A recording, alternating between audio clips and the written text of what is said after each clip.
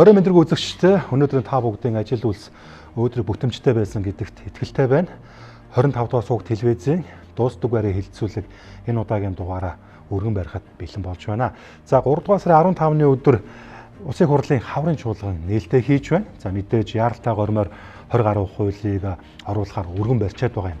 За тэгвэл Улсын хурлын бараг 80 орчим гишүүн санал нэгдэж ажлын хэсэг байгуулан тамхины хяналтын тухай хуулийн нэмэлт өөрчлөлт гэж одоо юм баримт бичгийг бол бэлдсэн байдаг. За ер нь бол хууль болон батлагдахад ойрхон байгаа. За байнгын ороо болон их хурлаар орох зарчимтай. За одоо бол ер нь их хурлын босхийг давхад тун ойрхон байгаа учраас хаврын чуулганаар орох болов гэсэн хүлээлттэй байгаа. За түүх сануул бид их хурлын гишүүн асан Эрдэнэ Чимээгийн санаачилсан нөхөө тамхины хяналтын тухай хууль маань батлагдаад цөөнгүй жилиг ардаар өгсөн ч гэсэн хөгжлийнхаа цаг үеийг дагаад бас зарим өөрчлөлт шинжилгээ хийх нь бол ойлгомжтой болж ирсэн. За хүмүүсийн дунд бол нэг тийм явцсуу бодол байдаг. Тэр нь юу гэхээр тамхины хууль гэхээр уламж янз бүрийг бодоод байдаг. Гэтэл бас сүүлийн үед бас дэлхийн чиг хандлага өөрчлөгдөж утаат электрон тамхи буюу за одоо энэ vape, IQOS зэрэг одоо энэ бүтээгдэхүүнийг бол дурдж болох юм. За тэгвэл бид өнөөдрийн хэлцүүлгээрээ энэхүү тамхины хяналтын тухай хуулийн нэмэлт өөрчлөлт буюу өргөн баригдсан хуулийн эргэн тойрондох асуудлаар нэр бүхий дөрвөн зочинтой ярилцаж за үүссэн асуудал шийдвэрлэх гарч хийлийн талаар ярилцъя гэж шийдсэн юм аа.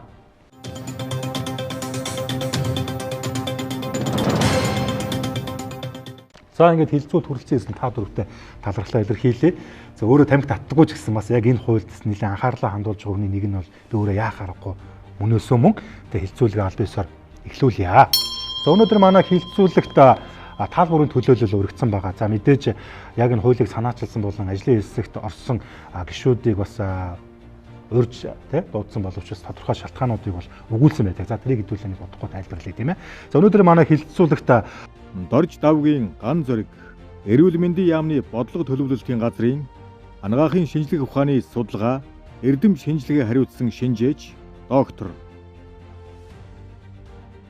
Наинтайн Эрхэнбаяр хүний их эмч Бат чулууны цогточор зуршлаа өөрчлөе тэмүүлэл төрийн бус байгууллагын тэргүүн Ламжавын Золбаатар Улс төрийн барометр судалгааны МЭК компани захирал судлаач. За тэгээд та дөрөвтэй өдрийн мэндийг хүргэхийн ялдамт хэлцүүлгээ эхэлнэ. За тэгэхээр ийм Монгол улсад нэн яаралтай одоо хүлээгдэж байгаа шинжилэл авчрах одоо хуулиудын дотор бол яах аргагүй тамхины хяналтын тухай хууль бол мөнөөсөө мөн. За одоо эн чинь тоо судалгаач бол ингээд явж байгаа нийт одоо хүн амынхан за хүүсээр нь ангилвал ингээд эн чинь нарийн тоо одоо ингээд гараа явах юм. Тэгэхээр би та дөрвөөс асууж байгаа хний асуулт нь өнөөдрийн хүчин төгөлдөр үйлчилж байгаа тамхины тухай энэ хуулийг шинжлэх өөрчлөх цаг нь босно уу гэдгээс яриагаа эхлэе. Зогт очор. За сайн байцгаана та бүхэн өдрийн мэндийг хүргье. За тамхины хяналтын тухай хууль анх 2005 онд анх Монгол улсад бий болсон. 2012 онд нэмэлт өөрчлөлтөөр бас нэлээд дөрвтэй арга хэмжээ авсан тохиолдол байдаг. За ингээд нэг жижиг том ойролцоогоор нэг 13 нэмэлт өөрчлөлт одоогийн байдлаар тамхины хяналтын тухай хуулинд оржээ. За одоо тамхины хяналтын тухай хуулийн одоо нэмэлт өөрчлөлт одоо хилцэгдэнэ гэдэг нэлээд хэдэн жилиг үдлээ. За энэ хууль яагаад хилцэгдэх болсон шалтгаан гэдэг ойлгомжтой. Энэ бол дэлхийд даяар үүссэн энэ тамхин одоо никотин агуулсан одоо шин төрлийн шин тутам үүсэж байгаа бүтээгдэхүүнүүдийг нэгэн яралтайгаа байдлаар зохицуулах шаардлага үүссэн гэдэг нь бол тодорхой зүйл багт. Тэгэхээр энэ одоо бүтээгдэхүүнийг олон улсууд зохицуулж байна, хуульчилж байна, хэрэглэхийг нь зарим улсууд дэмжиж байна, за зарим улсуудад хориглож байна. За тэгэхээр энэ Монгол улсын одоо үжил баримтлал өөрөө ямар байх вэ? Тамхиталтыг бууруулах үжил баримтлал гэдэг нь өөрөө энэ Монгол улсын яг чиг баримжаа мөн үү биш үү гэдэг дээр бид бүхэн эргэлзэж байна. Яагаад вэ гэхээр өнөөдрийн энэ өргөн баригдсан байгаа энэ тамхины хяналтын тухай хууль нь яг энэ цэвэр одоо утаат янжуур тамхиг бууруулах бодлого чиглэл рүү биш байна гэдэг би ийм өнцгтэй энэ хэлцүүлэгт оролцож байгаа. Тэгэхээр энэ тухай ярих хэрэгтэй. Тиймийн тулд энэ хуулийг нэн яралтай байдлаар харин хилцэх нь зөв үү буруу юу гэдэг дээр би харин эргэлзэж байна. Яагаад тэгэхээр одоогийн өргөн баригдсан байгаа хууль нь өөрөө маш дутуу судалгаа шинжилгээтэй нотлох баримт тааруу үжил баримтлалын зөрчлийн одоо олон зөрчилтэй. За дээрэс нь үүнийг дагалдж байгаа хуулиуд нь ч гэсэн бас тийм сайн одоо зохицуулалт болж чадахгүй байгаад. Тэгэхээр энэ бол Монгол улсын одоо олон улсад тамхины эсрэг авах арга хэмжээний ердөөсөө одоо юу гэдэг тийм хангалттай хэмжээнд дүүцхүйц хууль болж чадаагүй байна гэдэг би юм байр суурьтай. Шинжээш ганц зэрэг. Тамхины хяналтын тухай хуулийг шинжилэн өөрчлөх тийм зайлшгүй шаардлага бол байгаа. Харин ч аажуу удаан эхэлж байна гэж ойлгож байгаа. За гэхийн одоо хэрэглээнд одоо шин тамхин бүтээгдэхүүнд гарч иж байна. Тэгэхээр зэрэг эдгээрүүдийг зохицуулахгүй бол эдгээр маань одоо тийм одоо хяналтгүй тийм ээ магадгүй одоо эрүүл мэндийн эрсдэл үзүүлэх ч юм уу эсвэл бүр нийгмийн эрүүл мэндийн ностой үр дагавар аваачих тийм хэмжээнд хүрч магадгүй байгаа. Тийм ээ. Тэгэхээр зэрэг энэ дээр бол заавал зохицуулт хэрэгтэй. Энэ бол иргэдийнхаа эрүүл мэндийг хамгаалах тангараг өргөсөн эмч нар сурагчдынхаа ирээдүйд санаа зовоод хичээлийн завсарлагаанаараа сургуулийн ариун цэврийн өрөөнд манаа хийж байгаа багш нар электрон тамхи үнэртдэггүй болохоор хүүхдийнхээ төлөө санаа зовж халаасыг тэмтэж байгаа аав ээж нар болон асран хамгаалагчдын хүсэл зориг нийгмийн захиалгаас төрсэн хуулийн төсөл юм. Олон 10 мянган эцэг эх эмч багш нар энэ хуулийг батлагдахыг итгэл тайван хүлээж байна. Нийгмийн эрүүл мэнд бол нэг хэсгийн бизнесийн орлогоос эрхэм зүйл юм. Янжуур тамхины татварыг нэмэгдүүлэхгүй байх нь жилд 4300 хүн буюу бүхэл бүтэн 1-2 сумын иргэдээ үхэл рүү түлхэж байгаатай адил зүйл юм. Электрон тамхиг хуулиар зохицуулахгүй байх нь хүүхэд залуусаа бүх төрлийн хорт зуршил донтох эрсдэл рүү бид сайн дураараа хөтөлж байгаатай ижил явдал юм. Эцэст нь хэлэхэд ямар ч төрлийн тамхи хортой нүнэн, хортой бүтээгдэхүүн зохицуулалттай байх ёстой ч үнэн. Харин тамхины эсрэг тэмцлийг бид хожимдож эхлүүлж байна. Гэхдээ үүнийг засаж залруулах арга хэмжээ авах нь улс үндэстэн үр хүүхдийнхээ өмнө хүлээсэн ард иргэдийн төлөөлөл болсон та бидний үүрэг юм аа. Тамхины хуулийг бид нар хилцэх цаг нь босно уу? За нэгдүгüүрт нь Эрдэнэчимгийн анхных нь хууль гарч ирсэн шүү дээ. Монсын.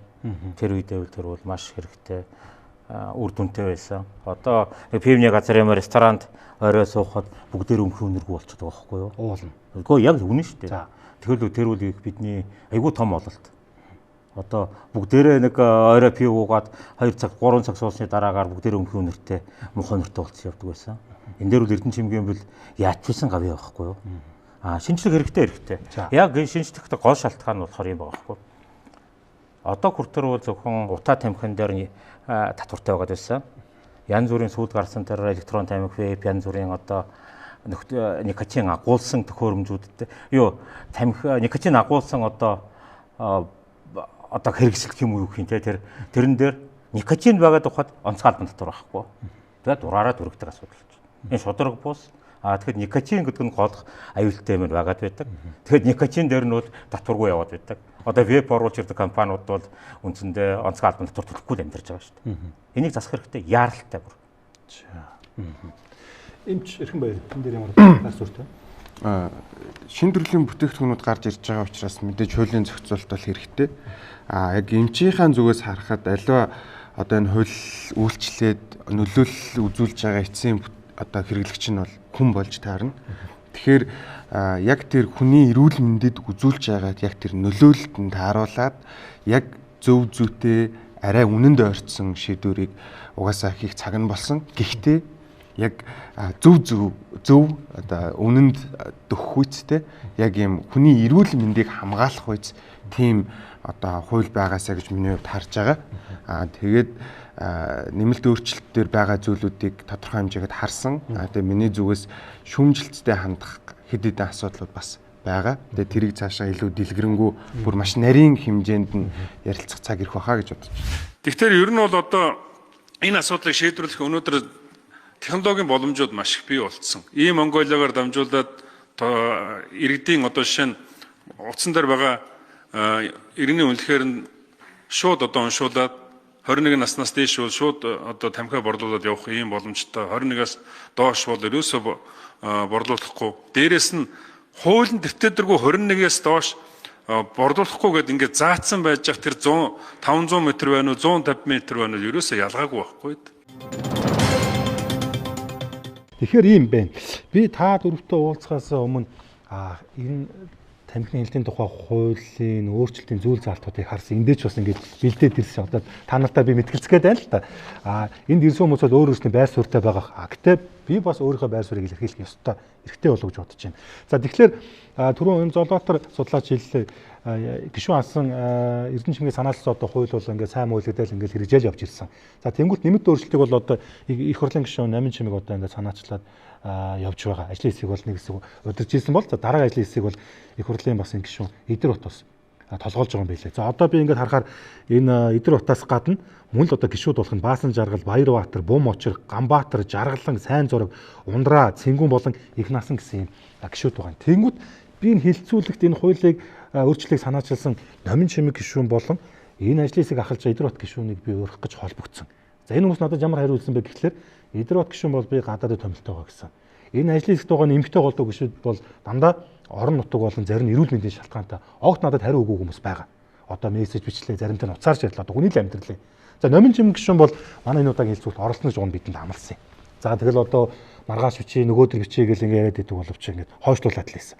Одоо би ойлгож байна л да. Их хурлын гишүүн бас ажилтай байдаг баха. Гэтэ маал байж гэсэн бас өөр ингэсэн төлөвлөсөн цаг хугацаатай минут секундээр манай ажил хэмжигддэг учраас бол бид одоо яа харахгүй хилцүүлгээ хийхээс өөр аргагүй болж байна. Гэтэ мэдээж тусгаалсан судлаач нь байж, эрүүл мэндийн яам нь байж, хүний хэмж байж, бас зүгээр одоо нэг үнэлэнгийн зүгээр бас нэг судлаач иргэн бас ингэ сууж байна тийм үү. Тэгэхээр би тал талын оролцоог нь хангахын тулд айлах балансын дээр энэ удаагийн хилцүүлгийг авч явъя гэж бодож байна.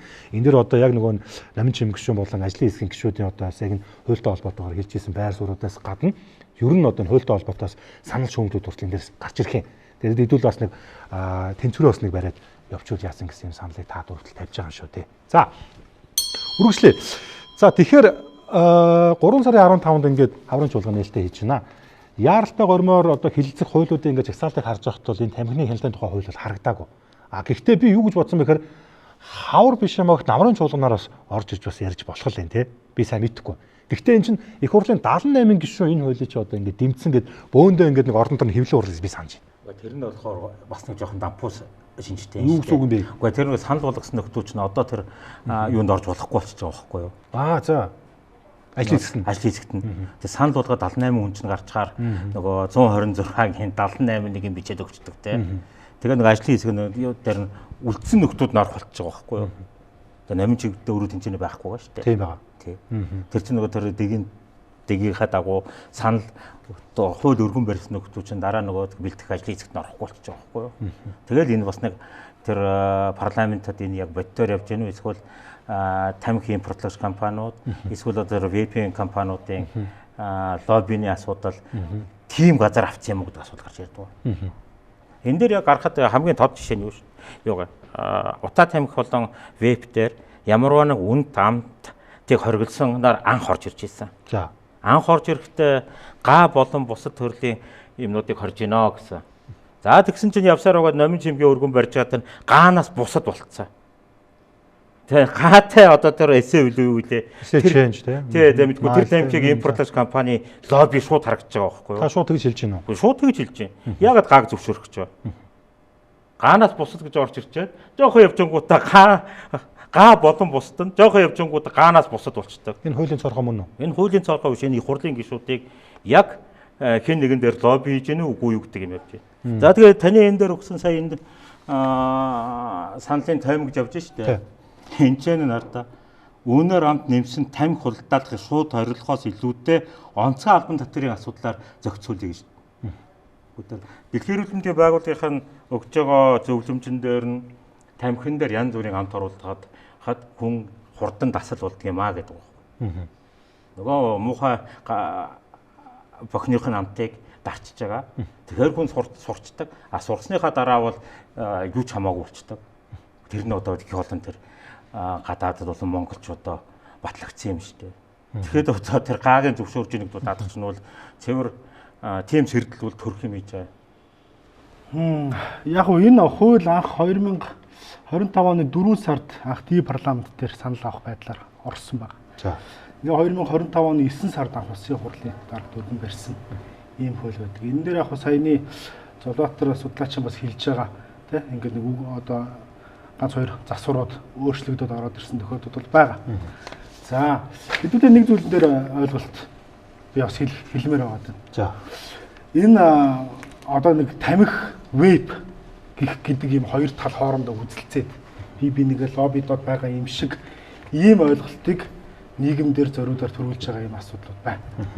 Гэтэл яг үндсэн одоо энэ хуулийг санаачилж байгаа гэдэг юм хуулийг одоо хэрэгжүүлэх эсвэл хуулийг батлах энэ хүмүүс маань энэ дээр өөрсдөө сонор сэрэмжтэй байж чадж байгаа юм. Энэ хэрэгжилтийг өөрсдөө хянаж чадах юм уу гэдэг ийм асуултууд энэ хуулиас нь харагдахаар дутуу байгаа. Тэгэхээр энэ хуулийг биш үү? Одоо надаа би энийг үзүүлээ. Энэ 2023 онд Дэлхийн эрүүл мэндийн байгууллага эрүүл мэндийн яамд өгсөн ийм юу баг. Драфт баг. Дэлхийн эрүүл мэндийн байгууллага бол төрийн бүс байгууллага.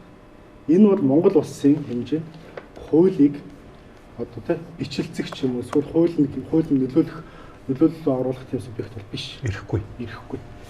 За, нэгэн Дэлхийн эрүүл мэндийн байгууллагын зөвлөмж гэж явдаг. Дэлхийн эрүүл мэндийн байгууллагын зөвлөмжөөс авахыг аваад хаяхыг хайддаг баха. Гэхдээ зүйл заалт бүрээр нь одоо ингэж зааж зөвлөдөг энэ байдал байж болох юм уу гэдэг нэг асуулт байна.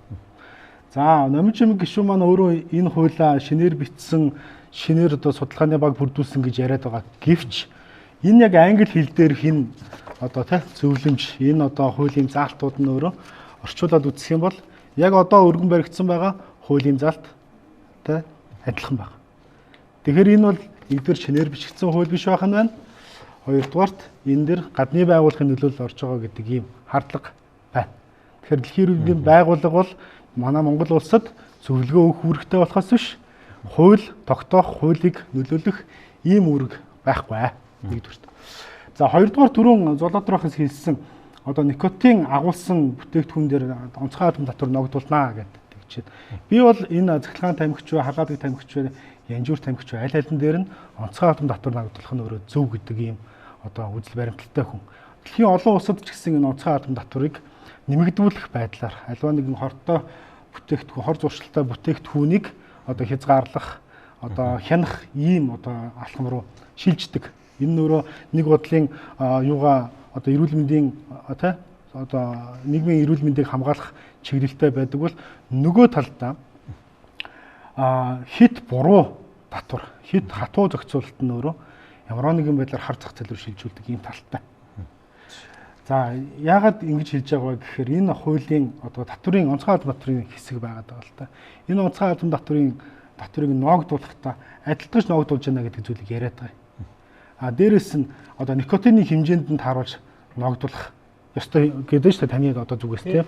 Гэтэл никотиныг агуулж байгаа янжуур тамхин бүтээгдэхүүн нэг хайрцаг нь өөрөө 200 орчим мг одоо никотиныг агуулт. Цахилгаан тамхины хувьд болохоор 1 мл-ээс 2 мл шингэн нь өөрөө хэд дахин бага, бараг 10 дахин бага никотины хэмжээ агуулж байгаа. Хүний биед орж байгаа никотины хэмжээ нь ч өөр, агуулгадж байгаа никотины хэмжээ нь ч өөр. Тэгвэл ягаад никотин дээр нь татвар ногдуулт юм бол энэ хоёр бүтээгдэхүүнийг адилтгаж татвар ногдуулж байгаа юм бэ гэдэг асуудал гарч ирнэ. За 3 дугаарт энэ хоёр бүтээгдэхүүнийг ялгах хамгийн чухал зүйл бол утаа гэдэг асуудал байна. Нэг нь 800-900 Цельсиус шатааж хэрглэж байгаа. Утаа гарч байгаа буюу нүүрс хүчлийн дутуу эсэл үүсэж байгаа. За нөгөөх нь болохоор 200-300 грамд ууршуулж аэрозол буюу уур гарч байгаа ийм асуудал. Энэ хоёрын хооронд асар өндөр зөрүү бий. За янжуур тамхинаас бол 7000 хорт үз гардаг 70 орчим карцоген буюу одоо нөгөө юу хор тавдар үүсгэх бодисуудыг ялгардаг. За цахилгаан тамхин болон бусад халаадын тамхины үед бол харьцангуй бага гэдэг юм судалгаанд бол гараад ирсэн байна. Тэгэхээр энэ утаа буюу энэ утаанаас гарч байгаа таар бөх давирхаа гэдэг зүйл дээр нь тэгвэл яагаад татвар ногдуулж бас болдгүй юм бэ гэдэг юм асуудал гараад ирнэ. Аль илүү өндөр хор хөнөөл учруулж байгаа дээр нь татвар өндөр байх нь өөрөө шударга ёсыг хангаж байгаа юм хөтөл. Багдагийн ерөнхий газрын мэдээгээр бодвол 2022-оос 2025 онд мансууруулах ийм сэтгцэд нөлөөт бодисыг электрон тамхи түүний шингэн саваар ашиглан нуун далдалсан 19 гэмт хэрэг бол бүртгэгдсэн байна. Энэ бол зөвхөн илрүүлсэн одоо гэмт хэргийн тоо. Тэгэхээр бодит одоо дэлхийд дахинд гарч байгаа энэ эрсдэл манай Монгол улсад ч гэсэн ороод ирсэн байна. Ээж аауд маань бас анхааралтай байхгүй болвол электрон тамхи гэдэг ийм шин төрлийн тамхин бүтээгдэхүүн хүүхдүүд маань сонирхоод амт үнэрт нь дуурлаад бие биендээ одоо юу гэдгийг одоо үлгэр дуурайл гэдэг юм уу те урагдагдаад хэрэгжилж байгаа энэ бүтээгдэхүүн дотор чинь мансууруулах бодис сэтгцэн нөлөөлөх ийм бодис бас орж ирээд энийх нь хэрэглээ Монгол улсч гэсэн ороод ирсэн ийм бодит кейсүүд байна. Энэ хууль одоо засгийн газрын тогтоолын дагуу одоо хууль тогтоомжийг боловсронгуй болох үндсэн чиглэл 24-өөс 28 онд хууль тогтоомжийг боловсронгуй болох үндсэн чиглэлийн дагуу бол эрүүл мэндийн яам өргөн мэдүүлээд явах хэрэгтэй тийм хууль байсан. Тухайн үед бол гишүүд бол янз янзын одоо ажил хэсгүүдэд улсын хурлын даргын цахимжийн дагуу одоо ажил хэсэг байгуулад тэрний дагуу номын жимт гишүүн энэ хуулийг одоо өргөн мэдүүлээд боловсруулад явж байгаа юм байна. Гэхдээ энэ дээр бол баярлах хэрэгтэй. Ямар ч байсан хүсэж байгаа нэхэд байгаа хуулийн маань одоо эхлүүлж байгаад нь бол баярлж байна. За нөгөө ярьж байгаа хүмүүсийн яриан дээрээс ингээ харж байхад нэлээд олон санаанууд яатсан учраас би нөгөө тогтож авч үлдсэн хэдэн зүйл дээр одоо ярив. За нэгдүгээрт тэр одоо юу бичсэн бэ? Чааваса. За яг одоо зөвлөмж гэдээ яриад байгаа байхгүй. Тэ одоо сая хин зол баяр тэ зол бат ярьлаа. Дэмбийн зөвлөмжийн дагуу гэл ингээл аюу олон нэг хууль санаачлагч гэсэн өөрсдөө энэ үгийг аюу олоодаа хэрэгжилж байгаа байхгүй. Тэгэхээр зэрэг Монгол улсын засгийн газар бол аль ч улсын засгийн газар зөвлөмжийн дагуу ажиллаа явуулах гэж байхгүй. Гол нь юу вэ гэвэл олон улсын одоо тэр тамхины одоо хяналтын суурь конвенц гэсэн олон улсын гэрээнд Монгол улс одоо соёрхож батлаад тэрэнд нэгдэн орцсон. Тэрнийхээ дагуу тэр гэрээнд юг заасан байдаг вэ гэвэл татварыг нэмэгдүүлэх ч юм уу гэх мэт олон заалтууд байдаг. Тэрнийхээ дагуу бид нар энэ дэр явуулж байгаа нь үнэн. Гэхдээ тэр гэрээнд тусгадаагүй нэлээд олон зүйлүүд байдаг. Тухайлбал одоо юу гэдгийг коп гэж хэлдэг тийм ээ. Одоо юуны оролцогч одоо талуудын одоо удирдамжууд ингээд жил болох ингээд гарчдаг л да. Тэр удирдамжууд дээр энэ одоо олон улсын одоо конвенцаа ингээд сайжруулах юм уу тэрнийхээ одоо хэрэгжилтийн заалтуудыг ингэж тайлбарлсан зөвлөмжүүд гардаг.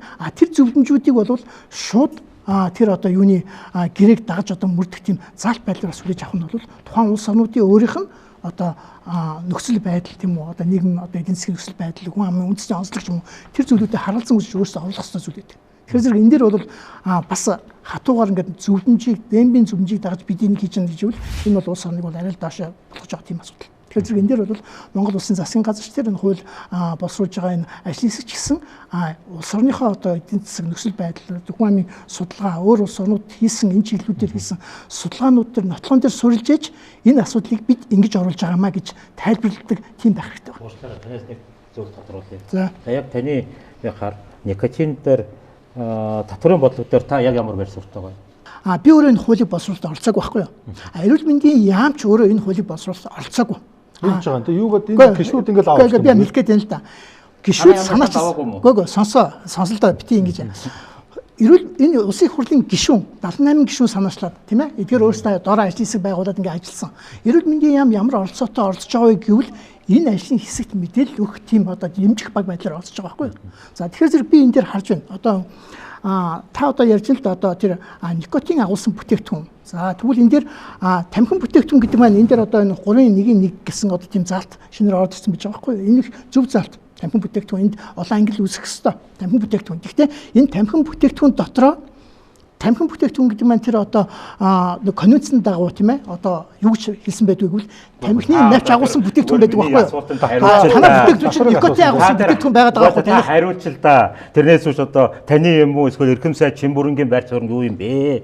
Одоо татварын бодлого дээр яах ёстой дээр эрүүл мэндийн яамны төлөөлөл эсвэл одоо та хувь хүнээрээ юм уу та яг ямар байр суурьтай тэрийг тарьчих. Тэр янз бүрийн тайлбарууд бол дараачийн байхгүй да. За ямар ч байсан татварыг бол тэгштгэн гэсэн тэр бодлогоны талаараа зөв.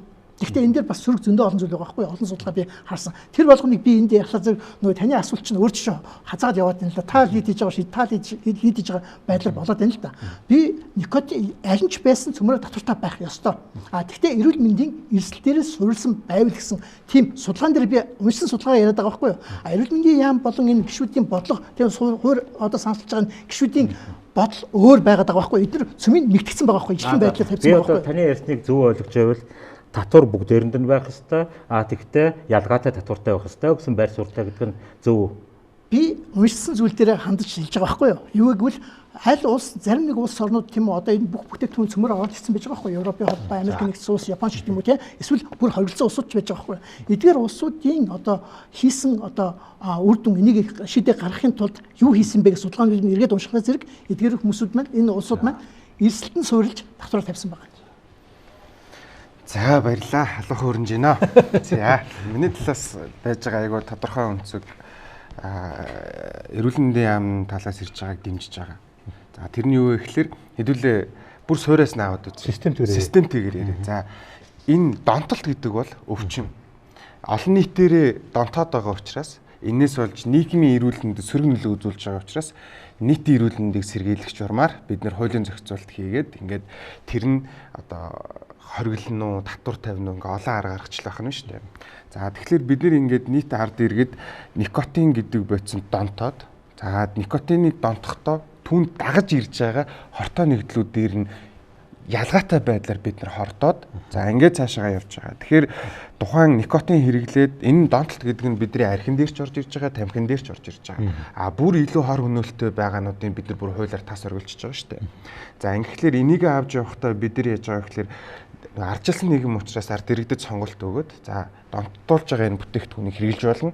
Гэхдээ хэрэглэн дээр нь одоо хязгаарлалт тавих байдлаар орж ирж байгаа нь шүү дээ. За тэгэхээр ер нь бол үндсэн философи нь бидний энэ хууль нь нийт ард иргэдийг донтолтоос сэргийлэх, донтолтыг бууруулах, донтолтыг эмчлэх гол зорилго руугаа байгаа мó. Эсвэл эдийн засгийн үр дүн өгөөж нь аль нь илүү хөгөх юм бэ гэдэг дээр суурилж байгаа мó гэдэг миний үнцгээс харах нэг хэрэгтэй байна. За энэ хуулийг ингээд гаргаж явж би өөрөө нөгөө удмын сангийн аюулгүй байдал гэдэг хүний генетикийн онцлогын эмчилгээ гэдэг хуулийг санаачлаад явж байсан учраас ерөөхдөө хуулийн үзэл баримтлал философи гэдэг зүйл хамгийн чухал. Тэгэхээр энэ яг юун дээр байгаа. За энийг хийхийн тулд бид нэр асар олон судалгаануудыг хийгдэх хэрэгтэй. За нэгт тухайн одоо дэлхийд дээр байгаа улс үндэстэн гений хувьд 99.9 адилхан 0.1 ялгаатай. Энэ нь тухайн байгаа газар нутагт байгаа хүмүүсийн хэр өндөрлөгт байгаа, ямар цаагуур, ямар хоол идж байгаа гэдгээс хамаарат өөр өөр байдаг. Тэгэхээр тухайн одоо бүс нутгийн хүмүүсийн донтолтынх нь өөрсдийн онцлог судлагдсан уу? За энэ одоо никотин юм уу эсвэл энэ донтох бодисуудад энэ донтох зам төлөв нь ямар хөө байгаа. Нийгмийн ийм судалгаанууд явсан юм уу? За тэрэн дээр үндэслээд олуулсан ямар жишээнүүд байгаа. Тэрэн дээр тулгуурлаад одоо орж ирэх хэрэгтэй гэсэн. За тэгэхээр манад яг хараахан нийт монголчуудын донтолтын зам төлөвийн онцлогийг судалчихсан ийм нарийн судалгаанууд бол байхгүй байгаа гэж зүгээр миний хувьд харж байгаа. Одоогийн байдлаар зарим судалгаанууд нь хэвлэгдээгүй гэж болно. За хоёрт никотин донтолт буюу энэ нь өөрөө өвчин. Тэрийг бид нар ойлгох хэрэгтэй. Манайд дээр донтолт гэдэг зүйлийг ерөөсөө өвчин гэж хүлээж авдаг. Олон улсын өвчний ангиллаараа ч гэсэн энэ өөрөө тусдаа ангилалтай өвчин. Өвчин учраас эмчилгээ хэрэгтэй. Жишээ нь хар тамхи байлаа гэхэд хар тамхиг авч шоронд идэг биш, эмчлэх хэрэгтэй. Никотин донтцсон хүн байх юм бол тэрийг эмчлэх хэрэгтэй. Донтохоос нь сэргийлэх хэрэгтэй гэдэг юм асуудал байдаг. За тэгэхээр хүний сонголт учраас бид нэр ингээд хамгийн хортой нэгдэл нь никотин гэж бодоод байгаа. Никотин бол донтуулах буюу тухайн бүтээгдэхүүнийг дахин хэрэглүүлдэг. Өөрөөр рецептор нь дасал болсноосоо болоод тэрийг дахин хэрэглэх гэж одоо сонголтыг хийгээд байгаа юм зүйл гэсэн үг. Бүр нэрээр ярих юм бол хүний аз жаргалын дааварт нөлөөлж байгаа, гаднаас орж ирж байгаа бодисоо гэсэн. За тэгэхээр энэ никотиныг дагаж орж ирж байгаа хортой нэгдлүүд нь хүний биед асар хортой нөлөө үзүүлж байгаа. Жишээ нь тамхин дээр за дутуушдсан өрсгөчлийн хий байгаа. Бидний энийг зөвхөн уушгин муу гэж байгаа боловч бидний шийдвэр гаргалт нь генийн одоо төвшөнд нөлөөлж байгаа. Дараа нь бохин орж ирж байгаа. За дараа нь бусад хортой нэгдлүүд нь орж ирж байгаа. За никотин одоо жишээ нь бусад төрлийн бүтээгдэхүүнүүд аэрозолоор орж ирж байгаа бүтээгдэхүүнүүд ч юм. Ингээд аль нь өөр өөрсдийн гэсэн никотиныг дагаж орж ирж байгаа бүтээгдэхүүнүүд дээр ингээд юм бие хортой нэгдэл үзүүлээд байгаа нь шүү дээ. Тэгэхээр онцгой албан татвар гэдэг нь тухайн хүний биед үзүүлж байгаа хортой нөлөөллөөс нь хамаарат өндөр татвар тавиад тэрийг та өөрөө хэрэглэх нь таны сонголт гэдэг үндсэн философи шүү дээ. Тэгэхээр бид нэр яах ёстой вэ гэхээр хортой хүний биед яг аль нь илүү хор нөлөө үзүүлээд байгаа нь тэрэн дээр нь тулгуурлаж бид нэр нөгөө онцгой албан татвараа тавьж ийж энэ жинхэнэ арга болох байна. Бид бүгд л тамхины хяналтын хууль дээр ямар нэгэн өөрчлөлт хийж энэ электрон тамхиныхаа зохицуултыг ямар нэгэн байдлаар хий, хуулийн маань хэрэгжиж суларсан байгаа энийг сайжруулъя гэдэг юм бүгдээрээ ярьж байгаа боловч яг юун дээр нь эхэлж анхаарах вэ? Огцоо нь юу байна вэ гэдэг дээр нэгдсэн ойлголт аль төвшөндөө бид нар өнөөдөр авах хэрэгтэй болов уу гэж бодсон. 13-аас 17 насны суралцагчдын 4 суралцагч тутмын нэг нь сүүлийн 1 сард электрон тамхи хэрэглэж үзсэн. 10 суралцагч тутмын нэг нь янжуур тамхи татсан байна гэсэн судалгаа анхаарал татгууч үзүүлэлт болоо те. Электрон тамхины импорт худалдаа эрхлэлтийн талаар хуулийн зохицуулалт хийгдэг бөгөөд захилгаан бараа нэрээр хилээр нэвтэрч хэрэглээ эрс нэмэгдэж хуульчлахын нэн тулгымцсан асуудал болж байна. Монгол улсад жил бүр тамхины хор хөнөөлийн улмаас 4300 хүн эндэж байна. Мянууд тутам 1 сая долларын ийм том хэмжээний маркетинг ийм сурчлагаа явагдаа тамхины төлөө ийм том мөнгө эргэлддэг салбар байна. Хуулийн нэмэлт өөрчлөлтөөр тамхи никотин агуулсан бүх бүтээгдэхүүнийг хатуу зохицуулах эсвэл бүр мөсөн хориглох заалт оруулахыг уриалж байна. Эрүүл амьдралын хэв маягийг одоо юу гэдэг суулгасан орчин өөрөө байхгүй юм биш үү манай Монгол улсад. Томчууд өөрсдөө тамхинаас гарч тамхины хэрэглэнээс татгалзаж сая одоо өсвөр насныхантай зөв одоо үлгэр жишээ болох юм байна гэдэг ийм агуулга бол гарч ирж байна гэж харж байна.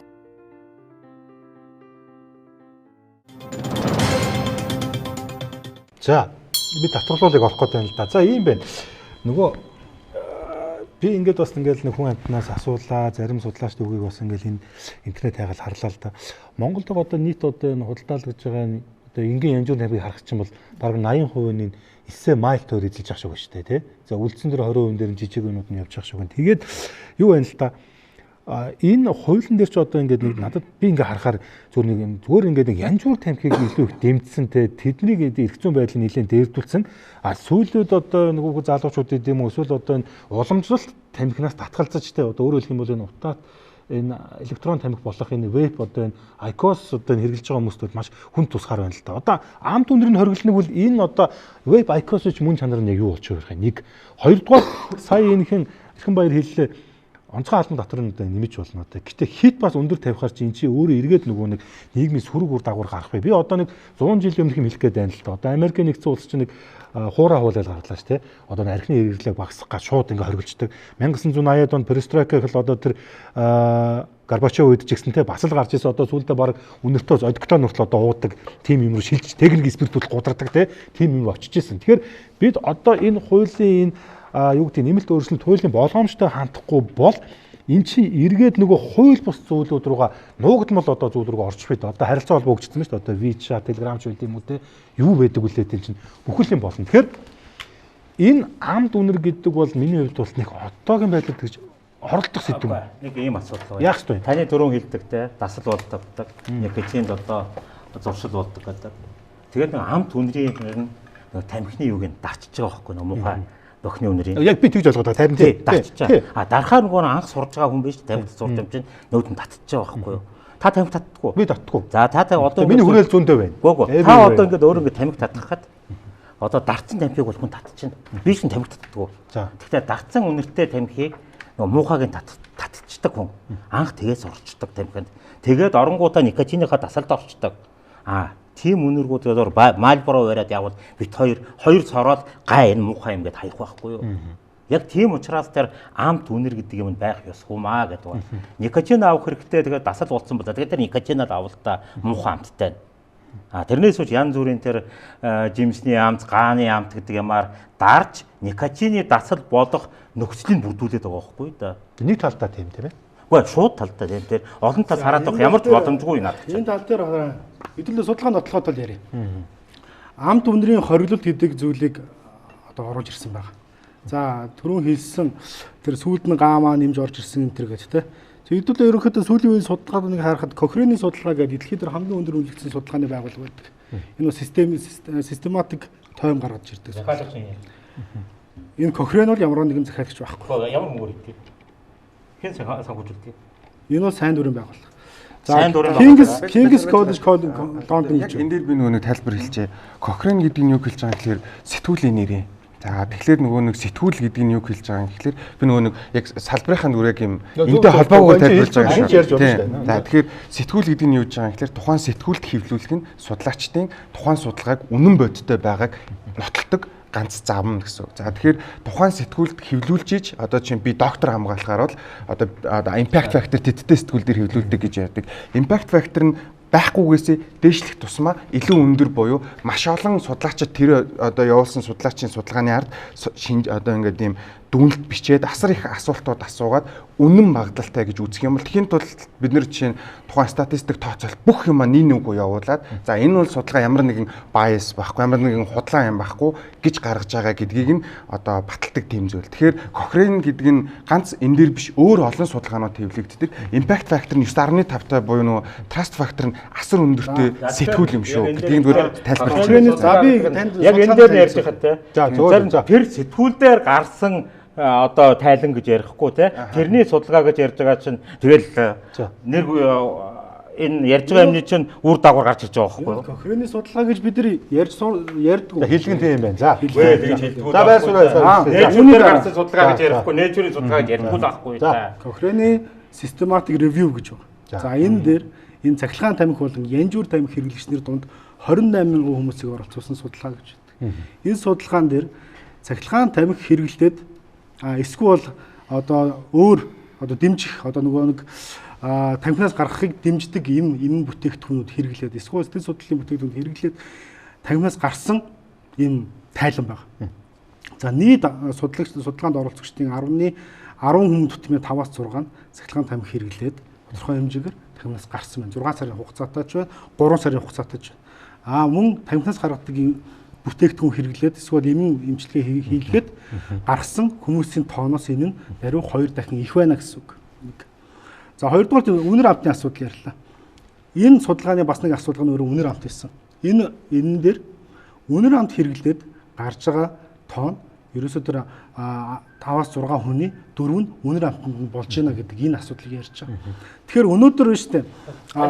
Сая ярьсан ганц тодруулгын. За тэр тамхинаас гарсан гэхээр янжуур тамхинаас гараад веб руу орсон юм уу? Эсвэл бүр хэрэглэхээ болчих юм уу?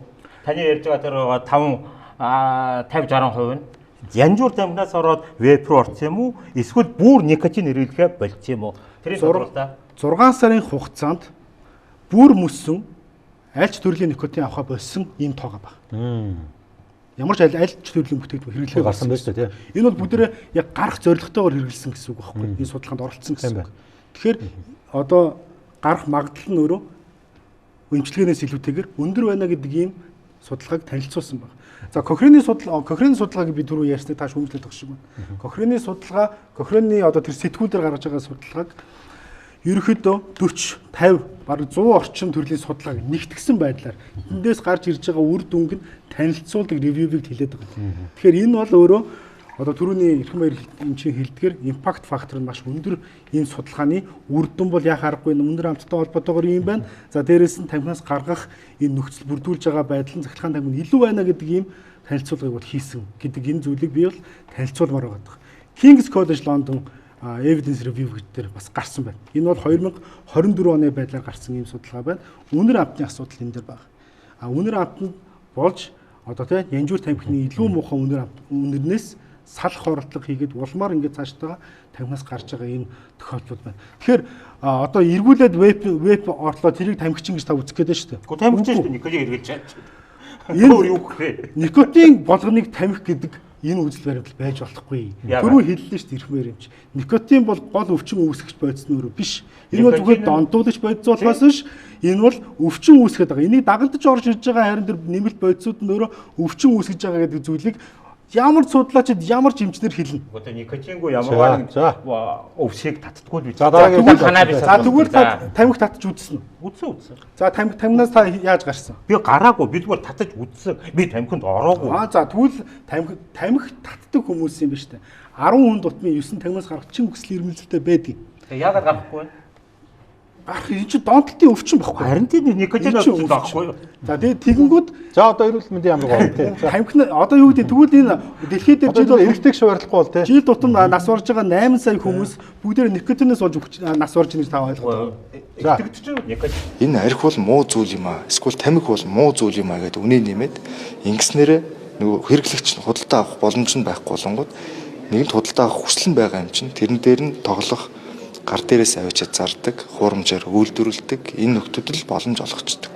Тэгэхээр бид нар энэ тамхины ерөнхий хяналтын хуулийг ингээд одоо өөрчлөлт оруулаад энэ хүмүүсийн эрүүл мэндийг хамгаалах гэдэг юм байдаг нэг сайхан сэтгэл гаргаад эргээд жинхэнэ утгаараа хяналтгүй, баахан баталгаагүй үйлдвэр юм биш.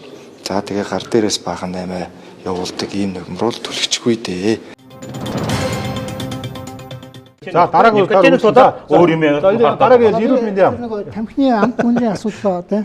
Би Золбаатар судлаачтай бол ер нь бол санал нийлж байна. Мэдээж одоо тэр тамхинд байгаа нэг сөрөг зүйлийг л дарахж тэр яаж байгаа. Тэр маань өөрөө бас илүү аттрактив болгоод залуучууд тэрлүү татгах тийм эрсдэл байдаг. За яагаад зарим улс орон вепиг зогсооцсон бэ? Бүр орц хоригдсан. Тийм ээ. Тэгэхээр зэрэг тэд ирээдүйд гарах, алсад гарах ямар нэгэн хортой үр дагавраас сэргэлсэн гэсэн тийм ганцлалт хэлж байгаа байхгүй. Яагаад вэ гэвэл одоо өнөөдөр тэр сайхан амттай, өнөөдөр сайхан үнэртэй тийм энд бид татгаж байгаа гэсэн яг энэ зүйл нь никотиноос илүү эрсдэлтэй зүйлүүд байгаа байхгүй юу? Энэ зүйлүүд маань хэдэн жилийн дараа хинт ямар одоо тэр ямар одоо хүмүүс юм уу ямар одоо тийм эрсдэл явчихыг тааж мэдэхгүй байгаа байхгүй юу? Жишээл би ганцхан жишээ яриа. Хүнсний нэмэлт бодис тийм ээ. 90-ад онд маш олон хүнсний нэмэлт бодис гарсан. Өнөөдөр тэтгэврүүдийн бүгдийн нэргэн чеклж зарим нь хасч эхэлж байна. Яг тэгвэл 20 жилийн дараа тийм тогтмол хэрэглэхээр зэрэг эн чинь ийм байдал хүрэж байна гэд тэрийг хасч эхэлж байгаа байхгүй. Яг энтэй төстэй зүйлээс боломжтой байгаа. Манай юуны энэ одоо энэ өргөн мэдээ юуны гишүүдийн одоо өргөн мэдүүлсийн хуулинд бол мэдээж уламжлалт тамхины өнөр бол тэр бол тамхинтай өөрт нь тэр янжууны тэр навчандаа бол байж байгаа л үнээр тийм үү. Гаа бол угаасаа бас л нэг тийм уламжлалт нэг тийм юу. Тэр тийм учраас би оруулсан. Яг зүгээр би бол мэдэхгүй байна. Би бол тэр мэддэг. Гэхдээ тийм өнцгөөс оруулсан болов гэж би бодож байна. Би өөрөө хууль уншсан. Уншаад надад бас таалагдаагүй тийм өөрийн тийм хувийн тийм юм нэлээд гарсан л да би энэс харж байгаа. За жишээлбэл одоо сая хин зогтоочор тийм зогтоочрын хэлж байгаа дээр бол нэг юм байгаа байхгүй. Тамхин бүтээгдэхүүн гэдэг одоо ерөнхий одоо англи тийм ээ одоо нийслэл гаргаад ирж байгаа байхгүй. Бүгдийн тамхин бүтээгдэхүүн. Тэгэхээр түрүү хэллээ шүү дээ. Олон улсын конвенцэнд тамхин бүтээгдэхүүн гэдэг чинь янжурын навч агуулсан тэр бүтээгдэхүүнээ хэлээд байдаг байтал энд янжурын навч огт ороогүй никотин агуулсан тэр бүтээгдэхүүнийг тамхин бүтээгдэхүүн болгочихж байгаа байхгүй. Эсвэл зүгээр никотин агуулсан бүтээгдэхүүн гэх юм бол янжурын навч орсон бүтээгдэхүүн чинь өөрөө ороод цөмөрөө тэрийг хаалтан дотор цаашаа тамхи гэж явуучвал хуулинд магадгүй гоё өөрчлөлт болох байхгүй юу? Бас тийм. Тэгэхээр иймэрхүү тийм алдаатай зүйлүүд бол байна. За дахиад өөр бас нэг юм бол юу яагаад байгаа байхгүй юу? Би нэг санаа зовоод нэг мөрөлдмийн асуудлаас санаа зовоод байгаа байхгүй юу? Юу гэвэл тамхи татхыг зөвшөөрсөн цэг гэж нэг тийм юу байгаад байгаа тийм үү? Тэн дотор ганцхан утаа тамхи байхад бол зөвхөн утаа тамхи татдаг хүмүүс байсан бол одоо тэр жижигхэн юун дотор тийм ээ бүх хүмүүс байх гэдэг байгаа байхгүй юу? Би тамхинаас гарах сонирхолтой хүн байхгүй юу? Тэгээ би утаа тамхиа багасгаад би одоо HTTP тийм одоо аваад татчихсан. Эсвэл би веб татчихад тэнд ороод би эргээд л би нөгөө утаа тамхи руу орох тийм хэсэг бий болгочих жоох. Энэ дээр ялгаатай тиймийг хийх бас боломж манай хуулинд байсныг байгаа л байгаа байхгүй. Тийм ээ. Тэгэд эн чинь өөрөө галаас сэргийлэх одоо веб ч юм уу тэр нөгөө халаадаг тамхичин галаас сэргийлэх нэг гол том үр дүнтэй байгаа ш гал гаргадаггүй тийм ээ. Тэгэхээр би танаас одоо шууд асуучих. Шатдаггүй газар одоо эсэлтэй газар болоод ерөөсөө энийг л татах байхгүй юу? Тэр тамхин зэрэг байх. Тодорхой хариулаарай. Энэ тамхины нэлтийн тухай хуулийн гол зорилго нь ерөөсөө нэг ч хүнийг тамхи татахгүй болгох гэж байгаа юм уу? Эсвэл тамхи татдаг хүмүүсийн бас энэ эрх ашиг энд оруулж байгаа юм уу? Ямар учиртай энэ яг? Ерөөсөө Монголд нэг ч хүн тамхи татахгүй болох ёстой юм эсвэл би бичээгүй учраас мэдэхгүй байна. Гэхдээ би эндээс харахад тийм ээ энэ хуулиас уул нь бол тэр олон улсын тэр одоо конвенцийн үг яваад байна л да энэ хуулийн дотор ч. Өөр олон зүйлүүдийг хараад байхад энэ хуулийн гол үндсэн зорилго бол нийгмийн эрүүл мэндийн асуудал байгаа байхгүй юу? Энэ ард түмнийгээ эрүүл байлгах зорилготой байгаа гол зүйл байна. Тэгээд тийм зүйл байгаа байхгүй юу? Тэгтэл энэ зүйл маань болохоор зэрэг яг ингээ харахлаа зэрэг нэг талаараа тамхин одоо бизнес эрхэлж байгаа тэр хүмүүсүүдийн үйл ажиллагааг дэмжих тийм тал руугаа нэлээд олон заалт орсон байгааг харж байгаа. Жишээл одоо тийм тамхи татхыг одоо илтгэх цэг гэдэг энэ би одоо зөндийн явж байгаа би тамхи татхаа болчих би ихтэй тамхигүй унтчих болох байтал би тэрийг харангуйтай алж байгаа гэрлээ очиж тамхи авах нь шүү дээ. Би хууль бичиг болохоор мэдэхгүй байгаа байхгүй юу? Хууль санаачлагч чинь засгийн газар биш юм. Биш байсан юм байна. Их хурл байсан юм байна. За их хурлын гишүүд ер нь гэхдээ хуулийн хуулийн санал асуулга энэ төр бол саналуудаа бид нар хилтгэл байсан байхгүй юу? Эрүүл мэндийн яам бол зөвлөгөө өгөх журамтай л байсан байна. Тэгэхээр саналыг авсан уу? Яамн дээр алтан бичгээр санал өгсөн байгаа. Яг тусгадж орсон би мэдэхгүй байна. Нэг бол хэд. Хоёрдугаар асуудал нь юу гэвэл тэнд нэг хилцүүлэг болж байгаа шүү дээ. Энд нэг бага хилцүүлэг. Энд дээр бол саналууд бол хийсэн хилцүүлэг ямар байр суурьтай ба? Танай сайд ямар байр суурьтай вэ? Чин хуулийн сайд юм байна тийм. Сайдаас асуу би мэдэхгүй сайдаас бол би Хэлцүүлэг хаана танаас асуухгүй юу? Эрүүл мэндийн яамн дээр энэ чинь энэ тэнд зөндөө олон газар дүүрсийн болсон да гоё хэд бол тэнд Энд би нэг хальт голоор нь тасчих. ирэх байгаа тийм. Таны асуулт чинь хүнээ болоогүй. Та эрээгүй хүнээсээ асуухаас асуух. Оо яг би одоо бүр сүүлд аргаа барж байна. Эрүүл мэндийн яам санаачлагч нь биш учраас эрүүл мэндийн яам саналаа өгнө. Тэрийг авахгүй нь хуулийг гардан бичиж байгаа тэр хуульч их барьж байгаа хуульчийн эсвэл байнгын хорооны асуудал учраас эрүүл мэндийн яам бол саналаа явуулсан. Гэхдээ тэр нь тусгагдаагүй эсвэл дутуу тусгагдсан эсвэл буруу тусгагдсан байх боломжтой. Яагаад эрүүл мэндийн яамнаас саналаа сонсох ёстой вэ гэдэг асуудлыг сая манай мэрэгчлэлтэй хэлж байгаа байхгүй юу? Никотин гэд донтох гэдэг бол өвчин. За тэгэхээр олон улсад F нөгөө олон улсын өвчний ангиллаараа F10 гэдэг ангиллаар орцсон явж байгаа. Энэ өвчнөөс гарахын тулд никотин агуулсан орлуулах хэмжлэгээр гарна гэд олон улсад бүр ингээд олон улсын нөгөө стандарт дээр байдгийн. За тэрэн дотор нь бохи байж болно, наалт байж болно, никотин агуулсан. Тэгэхээр никотин авчих. Бусад хортой нэгтлүүдийг багасгачих. Тэгээ никотиноо багасгах замаар энэ никотиныхаа дадлыг гаргачих. Тэрнээс ишвэл шууд гар гингүүт 10 хүний 9 нь гарч чадахгүй. Яагаад баг 100 хүний нэг нь л гарна. Яагаад тэр эн чинь өөрөө донтолт дасал үүссэн зүйл учраас энэ дээр ийм багасгах замаар явж байгаа байхгүй юу? Нэг манад нэг амар том жишээ өгдөг штэ. Нөгөө архины одоо донтолт өндөр байгаад бид үзүүлж байгаа нөлөө байхгүй болонгууд нэг санал гарсан штэ. Нөгөө нэг дотроо агуулгадж байгаа грацийг бууруулъя гэсэн чинь энэ ёстой тэнийг юм ярьж ийм юм дэлхий дээр байхгүй гэд нэг шоолуулж исэн. Гэхдээ тэр бол шинжлэх ухааны нотлохтой хамгийн зөв арга нь байж таарсан. Тэрнтэй төстэй байхгүй. Тэгэхээр эрүүл никотин гэдэг чинь одоо донтолт гэдэг чинь өвчин. Тэрийг донтуулаад байгаа бүтээгдэхүүн нь одоо хэдүүлээ өөр өнцгөөс нь аваад үзье. Бид нар яг нэг нүгөө хэлэхэд хэрвээ тухайн үеийн статистик судалгаа хийж байгаа дагаж судалж байгаа аргачлал нь муу байснаасаа болоод магадгүй 20 жилийн 30 жилийн өмнө 10 жилийн хүүхдүүд яг энэ тамхиг хэрглэж исэн эсэх тал дээр бол бид нэр статистик бол би хангалтгүй гэж миний хувьд үзэж байгаа. Тэгэхээр хэдүүлээ яг одоо байгаа датан дээрээ одоо чи эрүүл мэндийн яам уг нь бол талаасаа энэ яг Монгол хүнд аль нь муу үйлчлээд байгаа, аль нь сайн үйлчлээд байгаа, эсвэл аль нь илүү хортой гэдэг судалгаагаа хийх ёстой байгаа байхгүй юу? Эмчилгээний одоо эрүүл мэндийн даатгалын тухай хуулинд одоо тэр нөгөө юу архинаас одоо тэр нөгөө яах тэр эмчилгээнээс гаргах тэр эмч нь даатгалаас санхүүчээр болоод орцсон байж байгаа. Дээр нь нэмээд дэмжих сангаас санхүүжих тийм үйл ажиллагаанууд дээр энэ одоо архинаас гарах одоо хүсэл сонирхолтой тэр нөхдүүдийг тийм ээ эмчилдэг тийм үү одоо эдгээдэг тийм тэднэрт одоо дэмжлэг үзүүлдэг тийм төвүүдийг санхүүжүүлэх тийм үйл ажиллагаа орцсон байж байгаа байхгүй юу? Энэ юм чинь орцсон байгаа юм. Гэхдээ архин дээр үү тийм. Үгүй тамхин дээр. За. Энэ зүйл нь бол орцсон байгаа байхгүй юу? Тийм болохоор би бол тамхин дээр за нэг юм байна. Нэг асуух юм байна та нараас. Энэ хууль дотор нэг юм байгаа. Дагалдах хэрэгслийг тамхи гэж үзнэ гэж заасан байгаа энэ хуулинд. За тэгэнгүүт бусад улс орнуудад энэ төхөөрөмжийн чинь болохоор захиргаан барааны ангиллал оруулчихдаг юм байна. Ингэснээрээ тэр хураамт лицензийн давхар төгссөн юм байна. Тэр ийм байна. Тэр хурдын гишүүд тэр анх нэг хууль санаачлагч нөхдүүд нь за энийг ингээ оруулчихъя. Дараа нөгөө ярилцаад эхэлсэн шүү дээ яг хилцээд эхлэхээр энийг хасъя гэдэг нөгөө буулт хийх арга баггүй. Тэрнээс үуч 90 саруул хүн ингэ задгаад тий халаашдаг эсвэл гаансны одоо энэ гаансанд нь татвар тавихтайгаа адилхан байхгүй да. Тэр үл зөрүүд оруулсан бохоо. Дараа нь бид нар энэ саналаа ингээ хасж ийгээд татварын давхарлуулж авах гэдэг би ойлгосон. Наад бол чинь яг хилцээд ирэхээр хасчихна уу. За зогтооч. Энэ дээр бол яг тооцоол хийж үзсэн. Яг одоо энэ өргөн баригдсан хуулиар одоо энэ бүх татваруудыг нэмэгдүүлсэн байдлаар лангуун дээр ямар үнээр худалдаалах вэ гэдгийг тооцоол хийж үзсэн. За 2030 он гэхэд ер нь нэг янжуур тамхи за нэг 18-аас 19 мянган төгрөг болох нэ. Одоо байгаагаас 2-3 одоо бол нэг дундаж үнэ 4800 5000 хавцал байгаа бах тийм ээ. За харин 2 мл шингэнтэй захилгаан тамхины хувьд нэг 23 4000 байгаа нь одоо. За ингээд бүх татваруудын нэмээд 2030 он гэхэд 88 мянган төгрөгөөр худалдаалах нэ. Тэгэхээр энэ бол үнийн хэд зөрүү мөн нэгдүгээрт хоёрдугаарт бүс нутгийн хэмжээнд 19 мянган төгрөгөөр одоо янжуур тамхи худалдаж одоо авах чадамж манай улсад байгаа юу 2030 он гэд байх уу гэдэг бас хэцүү.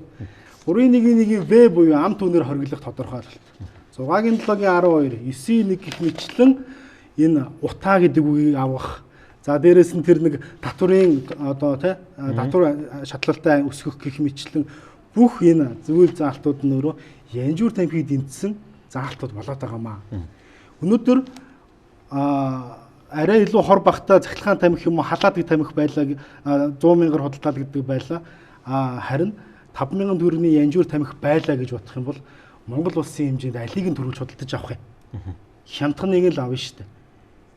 Тэгэхээр ерөөсөө аль хямд бүтээгдэхүүн рүү хямд бүтээгдэхүүнийг нь давуу эрхтэй үлдээх, үнэтэй бүтээгдэхүүнийг нь улам үнэтэй болгож, ам түнрээ хоригоор нь шалтгаалж ингэж бүр зах зээлээс арчих хэрэггүй энэ хоолцоо хажаад байгаа байхгүй. Веб нөхдүүд яагаад тэгэхээр тэр ам түнэр ер нь тэнд бүгдээрх нь ам түнрийг хорилтоо.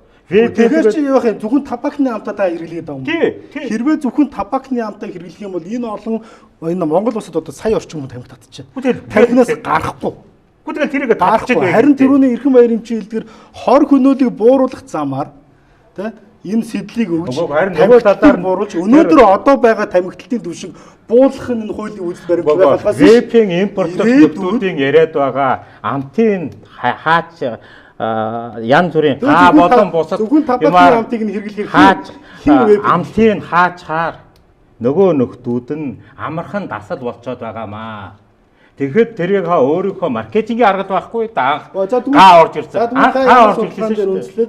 Өнөөдөр яг энэ цахилгаан тамхинаас үүдэлтэйгээр янжуур тамхинд орсон гэдэг ямар судалгаа байгаа. Яаж нэг судалгаа биш ээ. За одоо тойрон ток шоу биш үү? Бас хөдөлгөөн бас нэг юу? Одоо бас нэг юм. Монгол руу орж ирж байгаа веб хаанаас орж ирдгийг? Аль улсаас импортлдог юм Монгол? Ер нь дэлхийд даяа. Тэгэхгүй одоо хаанаас импортлдог юм бэ Монгол? Тэрийг та дараа хятадаас За сая тамхины доторыг нэмхийг эсэргүүцээгөө зүгээр нэмхийн хувьд л гинтийн одоо өөрчлөлт буюу гинт их хэмжээгээр нэмхийг нь бол харин багасгаач тодорхой ингээд үе шаттай байх юм уу индекстэй байх юм уу тийм ээ одоо жишээ нь сая энэ хуралд оролцож байгаа хүн хэлж байна л да одоо зарим улсууд бол жил болгон ингээд 4-5% ингээд нэмээ явдаг. Ийм байдлаар явах нь өөрөө одоо нөгөө зах зээл дээр гинтийн шок өгөхөөс бол хамгаална гэсэн үг. Өөрөөр хэлбэл нэгэнт одоо хэдийгээр тамхи одоо эрүүл мэндэд муу гэж байгаа боловч нэгэнт бол энэ бол зах зээл дээр борлуулагддаг бүтээгдэхүүн. Тийм учраас гинтийн нэмэгдэл өгж ингэж одоо барааны үнийг гинт огцон өсгснөөрөө зах зээл дээр буюу хэрэглэгчдийн хувьд бол нөгөө хэрэглээний шок үсэх юм эрсдэлтэй байдаг. Нөгөө талаас хамгийн гол эрсдэл юу байдаг вэ гэхээр хууль бус тамхины худалдаа үүсэх эрсдэл байдаг гэж маш олон улсын зөвлөхүүд ярьж байна. Дэлхийн эрүүл мэндийн байгууллагч өөрөө энийгээ ярьдаг тийм ээ. Маш олон улсын байгууллагууд судалгаагаар энийг гаргаад ирсэн байдаг. Тийм учраас манай улс шиг одоо та бүхэн мэдж байгаа гайл манай хилийн хяналт эдгээр ямар байдаг вэ? Одоо өндөр хөгжсөн орнуудтай харьцуулахад тодорхой хэмжээгээр бас бид нар учир дутагдaltaй байдаг. Ийм үед хууль бус худалдаа хэрвээ одоо үүсэх эрсдэл бий болсон тохиолдолд энийг бид нар барьж хориглох одоо нөхцөл байдал боломж айгүй бага байх гэж би бол зүгээр айж байгаа юм.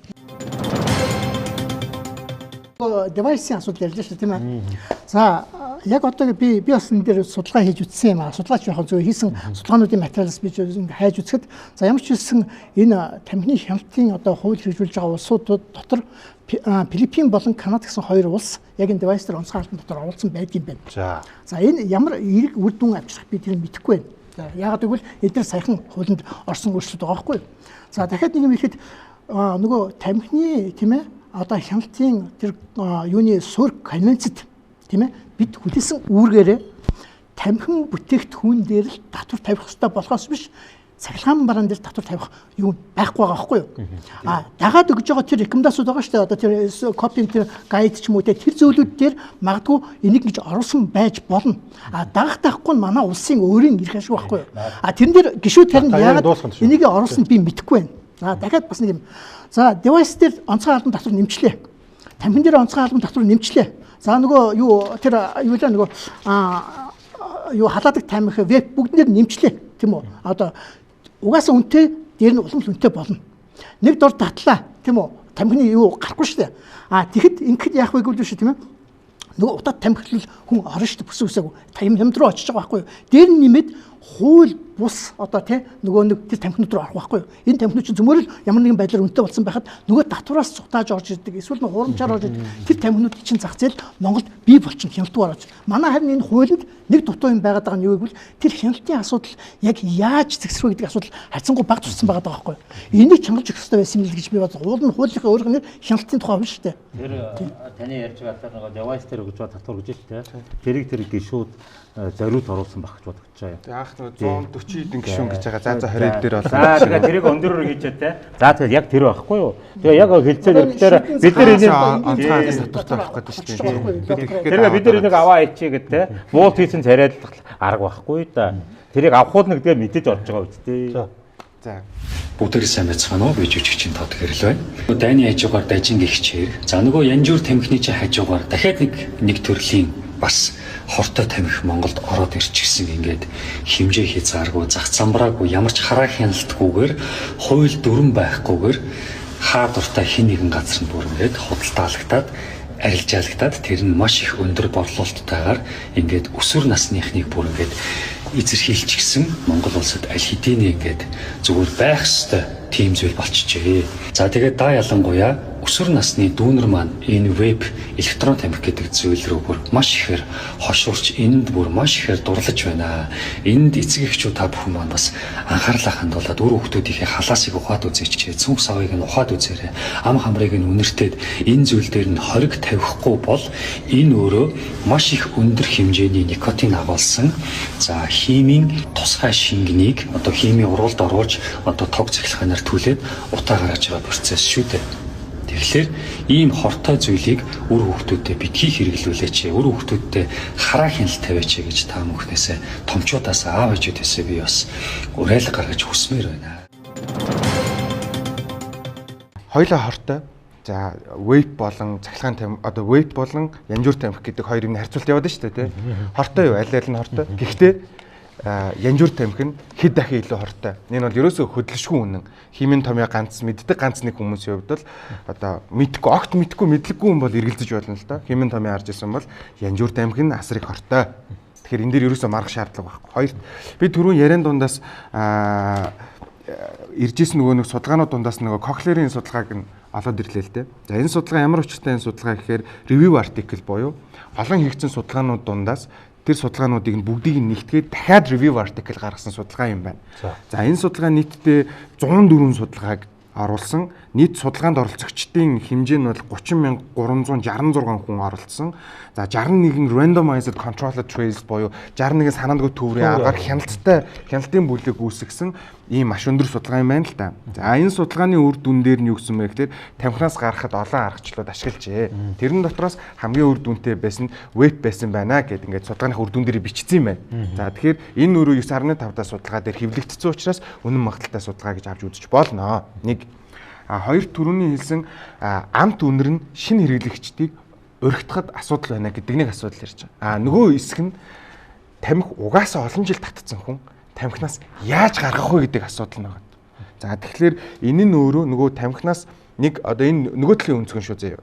Олон жил тамхи татцсан биеийн өвдөөд хордоод юугаа хавдар тусах гэж байгаа тухайн иргэн яг тэр одоо янжуур тамхинаасаа тамхиныхаа бохноосоо дутуу шатсан нүрс хүчлийн хийнээсээ салгахын тулд никотин агуулсан илүү одоо юу гэдэг баг хортой буюу энэ дэр harm reduction гэдэг ойлголт яваад байгаа шүү дээ. Энэ бүтээгдэхүүн рүү шилжүүлэхэд амт үнэр нь илүү сайн нөлөө үзүүлж байгаа нэг жишээ. Энэ нэгтлэн шүү. Шинээр орж байгаа хүмүүс дээр татж байгаа нь бас нэг жишээ. Тэгэхээр ийм байдлаар за тэгээд дээрэс нь никотиныг багасгах замаар тэр хүмүүсийг тамхинаас гаргаж байгаа гэдэг нь бол энэ дээр судалгаагаар гарсан байна. Судалгаа яриад ирэхээр би орохгүй болохгүй юм л да. Уул нь энэ дээр би зөвхөн судалгааны мэдээлэл хуваалцах зорилготой гол ирж байгаа ажил маань байна. За тэгэхээр зэрэг одоо никотин агуулсан бүтээгдэхүүн буюу веб гэдэг одоо нөгөө өөр нэг маань вебийг яриад байна л да. Веб тамхинаас гаргадаг гэсэн үг хэлээд байгаа байхгүй. Зүгээр тусалж болох юм. Гэхдээ гаргадаг гэсэн одоохондоо судалгаа тийм гэж юусэн хариулаг байгаа. Нэгдүгээр асуудал. За би хэд хэдэн судалгаануудын материал байвчилсан байгаа. Энэ нөгөө тамхины хуулийг одоо хийж байгаа аль ч одоо тийм засгийн газар ч юм уу олон улсын байгууллага ч юм уу энэ зүйлүүд төр нэг тийм ашиг сонирхлын юм аягийн яригддаг байхгүй юу. Тамхины компаниудын өөрийнх нь хийсэн судалгаа бол худлаа гэдэг тийм ярьдаг. Тийм болохоор би зориуд засгийн газрууд хийсэн судалгаануудын материал авчирлаа л да. Товчгоо. За тэгэхээр энэ дээр Солонгос улсын одоо судалгаа байгаа. Тэгэхээр зэрэг нөгөө тамхи татдаг гэсэн энэ ингээд юу 5 сая 100 хүн хамруулсан Солонгос улсын эрүүл мэндийн яам захиалж үндэсний одоо эрүүл мэндийн юу даатгалын сан дээр тулгуурлаж хийсэн судалгаа байгаа байхгүй. За тамхи татдаг хүмүүс маань яаж одоо тэр одоо эрүүл мэндийн эрсдэл үүссэн юм бэ гэдгийг харуулсан байгаа байхгүй. Тэгээд 5 сая 100 хүн дандаа ирчүүд 20-с дээшээс ирчүүд. За тэгэхээр зэрэг эдгээрүүд маань яг нөгөө утаа тамхи татдаг хүнд бол угаасаа зүрх судасны өвчний эрсдэл өндөр байгаа. За тэндээсээ утаа тамхи татчихад бүр ортоос зогссон хүмүүс бол бүр маш сайн байгаа байхгүй. Тэгэхээр дунд нь нөгөө веб болон HTTP хоёрыг оруулсан нэг судалгаа байгаа байхгүй. Энд дээр нөгөө салгаагүй байлал дамгал. Тэгэхээр энэ маань тамхи татдаг, утаа тамхи татдаг хүнээс хамаагүй бага эрсдэлтэй байгаа гэдэг. Цоо бүр ортоос гарсан хүнийгээ бодвол эрсдэлтэй байгаа байхгүй. За тэгэхээр зэрэг тамхи ер нь бол юу гэх никотин агуулсан бүтээгдэхүүн бүрэн гаргана гэдэг юмыг бас хамаагүй бити яриараа л хичээлэх гээд байгаа юм л да. Гардаг байж болох юм. Тусалдаг байхгүй зүгээр. Тэрнээс гардаг гэж яаж болохгүй. Энэ дээр үнцгэн юм байсан шүү. Эрүүл мэндийн одоо үндэсний төвийн судалгаа байгаа. За энэ дээр юу ярьж байгааг үгүй. За би нэг игээсээ хэлчихье. Энд нөгөө нэг тамхинууд чинь нөгөө одоо утаад тамхинд байгаа тэр нөгөө одоо яг лабораторийн судалгаа байгаа байхгүй юу? Найрлагын энд маш олон тэр нөгөө канцерогын бодисууд айгүй өндөр түвшинд байгаа байхгүй.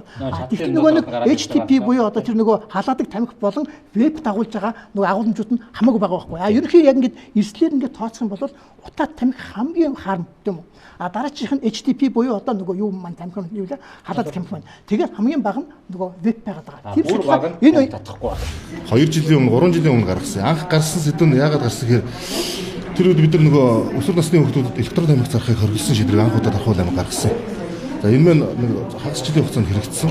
За энэ үед яг энэ тамхи худалдан борлуулдаг бизнес эрхлэгчдээс асар их биднийг одоо утаанд оромжлох үүсэх юм зүйлүүдийг маш их гаргасан байхгүй юу. Тэр үед гаргаж ирсэн одоо контент байхгүй юу наадах чинь. Тэр үед одоо нөгөө электрон тамхи түүнийг дагалдах хэрэгслийг дарахуул амигт хориглож хүүхдүүдэд хамгаалах шийдвэрийг эсэргүүцэж биднийг одоо гаргасан, харлуулсан PR-ийн нэг хэлбэр нь энэ 2 өнөө 3 жилийн өмнө гарч ирсэн. Тэр л дахиж гарсан юм. Би одоо мэдээлэл олж үзег болохоор тэрнээс зүгээр та нар ирэмгийн ухаанаар бодоод үзэл дээ ийм юм гаргаас сууж идэг төрийн байгуулагч гэж юу аах вэ? Тим хэрэгсэл гэж юу вэ? Тэр чинь одоо ойлгохгүй мэдэхгүй шүү дээ. Зүгээр дараа нь ягаад тэр шийдвэр хүчингүй болсон гэхээр тэгээд тэр тамхи худалдан борлуулагч нар маань одоо шүүх тандсан. Тэгээд шүүх бол эцэстээ бол биднийг юу гэж дарамтсан гэхээр алдагдсан боломжийн өртөг буюу тэр тамхи худалдан борлуулах таны хоригдсон үеийн тамхины одоо худалдааны төлбөрийг та төлөх шаардлагатай болж шүү гэдэг ийм шахалт ирж байгаа байхгүй. Тэр одоо ч гэсэн би дахиад хэлмээр байгаа. Засгийн газрын хурлаан дээр бид нар бас саналаа хүсэлтээ өгөөд байгаа. Яг энэ электрон тамхиг хуульчилсан одоо шийдвэр гаргахгүй бол энэ бол одоо манай шинэ үеийн залуучууд хүүхд залуучуудыг бол үнэхээр хордуулж байгаа. Тийм учраас энэтэй холбоотой зохицуулсан хуулийн заалт заашгүй хэрэгтэй байгаа. Байр суурийг асуултаа. Та түрүүн сая хэлсэн шүү дээ. За нэг нь болохоор одоо тамхи татдаг нөхдүүдийг тамхинаас гаргах асуудал байна тий. Нөгөөх нь тамхи татдаг зуршилтай байхгүй болохгүй байх хүүхдүүдийн асуудал гарч ирж байна тий. Аль нь чухал юм? Аль нь чухал? Үгүй. За тэгэхээр одоо түрүүн тэр амт үнэр гэдэг асуудал дээр утаа янжуур татчаа дараа нэг өөр веб ч юм уу нэг өөр эсвэл руу шилжих асуудал байна тий. Хүүхэд нөгөөдхийн нөгөө гаатай эсвэл өөр нэг амтын давтсан юм веб ч юм уу те нэг юмар татаа тамхи руу очиж байгаа байхгүй юу? Анх эхлэхдээ ер нь тамхи татж эхэлж байгаа хүн болгон зүгээр шууд камел бариад татдаггүй хал та. Эсвэл Marlboro бариад. Тэр чинь боломжтой байвал дандаа тэр одоо веб-ээр явж байгаа. Дараа нь одоо тэр гаатай SEO юу тэр нөгөө тэрийг татж байгаа. Тэгээ хардкор болонгуудаа одоо тэгээд Marlboro бариад сууж байгаа хэл та. Таны яриад бас тэр нөгөө тамхи татахыг зөвшөөрсөн цэг чинь хамгийн аюултай зүйл болчиход байгаа юм байна. Яг энэ дээр яг гахад байж байгаа хүн буцаагаал утаа тамхи руу орж байгаа байхгүй юу? За энэ дээр ямар вэ? Яг уу ийм байна. Яг энэ дээр ямар байр суурьтай вэ? Би тэр хоёроос асууж байна. Тэгээд янжуур тамхи руу ордог гэдэг судалгаа байгаа юу гэж би танаас асуумаар. Никотин шүү дээ. Хэрэгцээ никотин биш дээ. Веб нь байхгүй бол тэгэл никотин хамгийн анх веб хэрэглээд та дөрөв одоо миний асуулт хариулахгүй би бинээс асуувал явчих. Хамгийн анх золог та сонсч. Хамгийн анх веб би уул модератор үстэй та тэр судалгаа яриа. Би юу н явах юм уу? Юу н та дөрөв. Би нэг судалгаа яриа. Америкийн нэгдсэн улсад сүүлийн одоо 4-5 жилийн хугацаанд веб болон янжуур тамхины хэрэглээ насан туршгүй иргэдийн тунд хамгийн доод түвшинд хүрсэн байна. За 2007 онд Америкийн нэгдсэн улсад ерөнхийдөө цахилгаан тамхины одоо зах зээл дэлгэж эхэлсэн. За ингээд тухайн үед янжуур тамхины хэрэглээ буураад цахилгаан тамхины хэрэглээ ингээд буцаад өссөн ийм үзүүлэлттэй байдаг бол сүүлийн 4-5 жилд аль альны хэрэглээ нь ингээд буурсан үзүүлэлтийг CDC танилцуулсан байдаг. За CDC бол Америкийн одоо өвчин судлалын нийгэмлэг гэж явж байгаа тийм. За тэгэхээр энэ юуг үзүүлж байгаа вэ гэхээр веб хэрэглэд тамхи татдгаа гэдэг энэ ойлголтыг үгүйсгэж байгаа хэлбэр. Тийм ээ. За. Захиалагч Филипп Моррис мэдгүй. Энэ бол CDC буюу энэ чинь тусдаа Америкийн нэгдсэн улсын засгийн газрын харьяа агентлаг. За би нөгөө таны асуулт одоо түрүүн бас одоо юу гэдэг нь хүүхдээ айгүй олон татаад болох хүн цадад үүрс хэрэг харин татуулмааргүй шүү дээ. Никотины хүүхдийн хэрэглээг хянах маш олон төрлийн бодит одоо практик бол байна л та. Одоо тий камержуулах, асгол хяналтын системээ сайжруулах. За дээрэс нь тий одоо энэ татврын асуудал бас байж болно. Хамгийн чухал нь энийг яаж хэрэгжүүлэх энэ одоо хэрэгжилтийг нь хянах энэ систем одоогийн хуулийн дээр маш дутмаг байна. Гэхдээ энийг одоо хэрэгжүүлэх зүйл нь шууд хориглолт ч юм уу эсвэл энэ нэг зүйл заалтуудаар хориглосонтой айлхаагүй ийм заалтууд оруулж байгаа ийм зүйл энэ хуулийг боловсруулахдаа буун алдаатай дутуу боловсруулсан байна.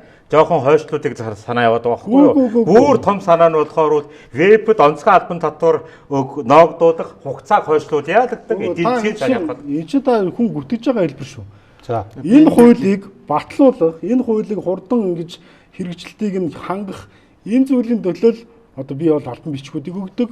Гэхдээ би олон улсын судалгаа шинжилгээний энэ одоо тайлангуудыг одоо энэ төрийн байгууллагуудад нийлүүлэхийг хичээдэг. Гэвч энийг одоо хэрэгжүүлдэг эсвэл тусгадаг байгууллага одоогийн байдлаар алга байна. Тэгэхээр та бас шууд ингэж хүнийг улаан цанд ярьж болохгүй. За та харин ямар ашиг сонирхолтойгоор энэ сууж байгаа чинь надад ямар сонирхолтой энэ үгээс асуу.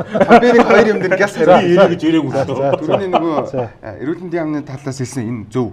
Тэрний юу вэ гэхээр тэгж одоо юу гэдэг гаргадаг гэж хэлчлээ гэдэг. Энэ зүгээр би нөгөө тийм утгаараа биш. Олон юмнуудыг ингээд статистикээр үзсэн чинь вебийн илүү их гарахт нь тусалж байна гэдэг үнэлгээг нь хэлсэн шүү. За хоёрт таны хэлдэг аюул зөв зөө. Бага насны хүүхдүүд хэрэглээд байвал яах юм бэ? За энийг хідүүлээ яг адилтгаад аваад үзье зөө. Архин донтох, тамхин донтох яг адилхан. Аль адилхан дофамин ялгарснаас болж гадны бодисын нөлөөдгөөр донтолт үүсэж байгаа. За тэгвэл хідүүлээ одоо архилуу орё. Пивнаас амтын авъя. Амтнаас нь бол хүүхдүүд орж байгаа шүү дээ. Коктейлийг хідүүлээ 20. Коктейл чинь нөгөө юуных нь амтыг багасгацсан учраас хэрглэж байгаа. Гэхдээ дагаж орж ирж байгаа этилийн спиртийн нөлөөгөөр хүнд байгаа ад жаргалын даврын ялгаралт өснөөс болж хүн тэндээс донтолт үүсэж байна. Энийг ерөөсөө архин вэ нү, тамхин вэ нү те энэ салгаж болохгүй зүйл байхгүй. Донтолт гэдэг яг нэг механизмтай. Донтолт үүсгэж байгаа механизм яг адилхан. Тэгвэл хідүүлээ одоо жишээ нь тэгвэл 10 жилийн хүүхдийг бага насны хүүхдийг яаж яах юм бэ? Айгүй амархан. Хяналтаа сайжруулад торгуулийн өндөр болгож байгаа. 21 нас хүрээгүй хүүхдэд хэрвээ тамхины одоо ингээд юм тамхин төрлийн бүтээгдэхүүн хэрвээ зарж таарсан бол тэр одоо зарж байгаа байгууллагын 10 сая 20 сая манай ерхий сайд дийлдгэр 50 саяар нь торгойлтой X ерхий сайд дийлдгэр. Нөгөө нэг одоо бид нар хиймэл оюун ухаан зөрлсөн камерууд асар их шүү дээ. Яг нөгөө иргэний үнэлгээ харуулад ингээд шүүгээгүй газартаа торгуулийн өгөлтөө. Тухайн хүүхэд тамхин төрлийн бүтээгдэхүүн насанд хүрээгүй байхдаа хэрэглэх боломжийг олгосон. Дамжуулан зуучилсан, хэрэгэлсэн, эсвэл анхаарал тавиагүй эцэг эхийн торголтоо. Хяналтын журам байхгүй да. Тэгэнгүүт хэдүүлээ тамхин төрлийн донтолт гэдэг механизм яг нэг адилхан шал өөр юм авчираад архиных нь яг адилхан энэ хоёр чинь яг адилхан байхгүй да шинжлэх ухаанаар. Миний зүгээс гаргаж байгаа санаа нь бол цогтойгоохоос өөр байгаа. Энэ бүр үнэхээр муу хууль. Дахиад судлаа. Дахиад яг үнэхээр хэрэг байна гэж тийм яах хэрэг байна уу? Эрүүл мэндийн яамнаас ч юм уу одоо жишээ нь бодолтой татврын хуулийн тавихтаа никотин дээр нь тавьж байгаа энэ бол үнэхээр байж болох хамгийн муу татврын бодлого байхгүй юу? Энэ хорт хүний бид үзүүлж байгаа хортой нөлөөлөл нь хэр юм бэ? Тэрэн дээрээ суурилж хүний одоо жишээ нь та бизнес эрхэлж байгаа бол хүний бид хортой бодис нийлүүлэх гэж байгаа бол тэрэнд чинь үндэслэж хортой одоо онцгой албарын татвар татаад тэрийг чи хэрэглэх гэж байгаа хүмүүст эдийн засгийн дарамтыг үзүүлэх замаар хориглох гээд шүү дээ. Бид нар ардсан нийгэм учраас хэрэглэе л дээ. Жил бүрийн 5 сарын 31-ний өдөр тамхигүй өдөр болгон зарладаг. Гэтэл энэ өдөр ч гэсэн 22,000 хүн нас барсаар. Уламжлалт болсон ганцхан өдөр биш. Өдөр бүр тамхигүй өдрийг бий болгомоор. Өрчлөн сэргийлэх боломж дүүрэн энэ тахлаас таал өөрийгөө аварч чадсан. Бид уриалж байна. Таны нэгтгэхийг бас урьж байна. Тамхигүй Монголыг бүтээх нь нийт монголчуудын зорилго байх ёстой. Эрүүл мэнд эрхэм баян. Эрүүл Монгол үндэстэн болохын төлөө зуршлаан өөрчлөе.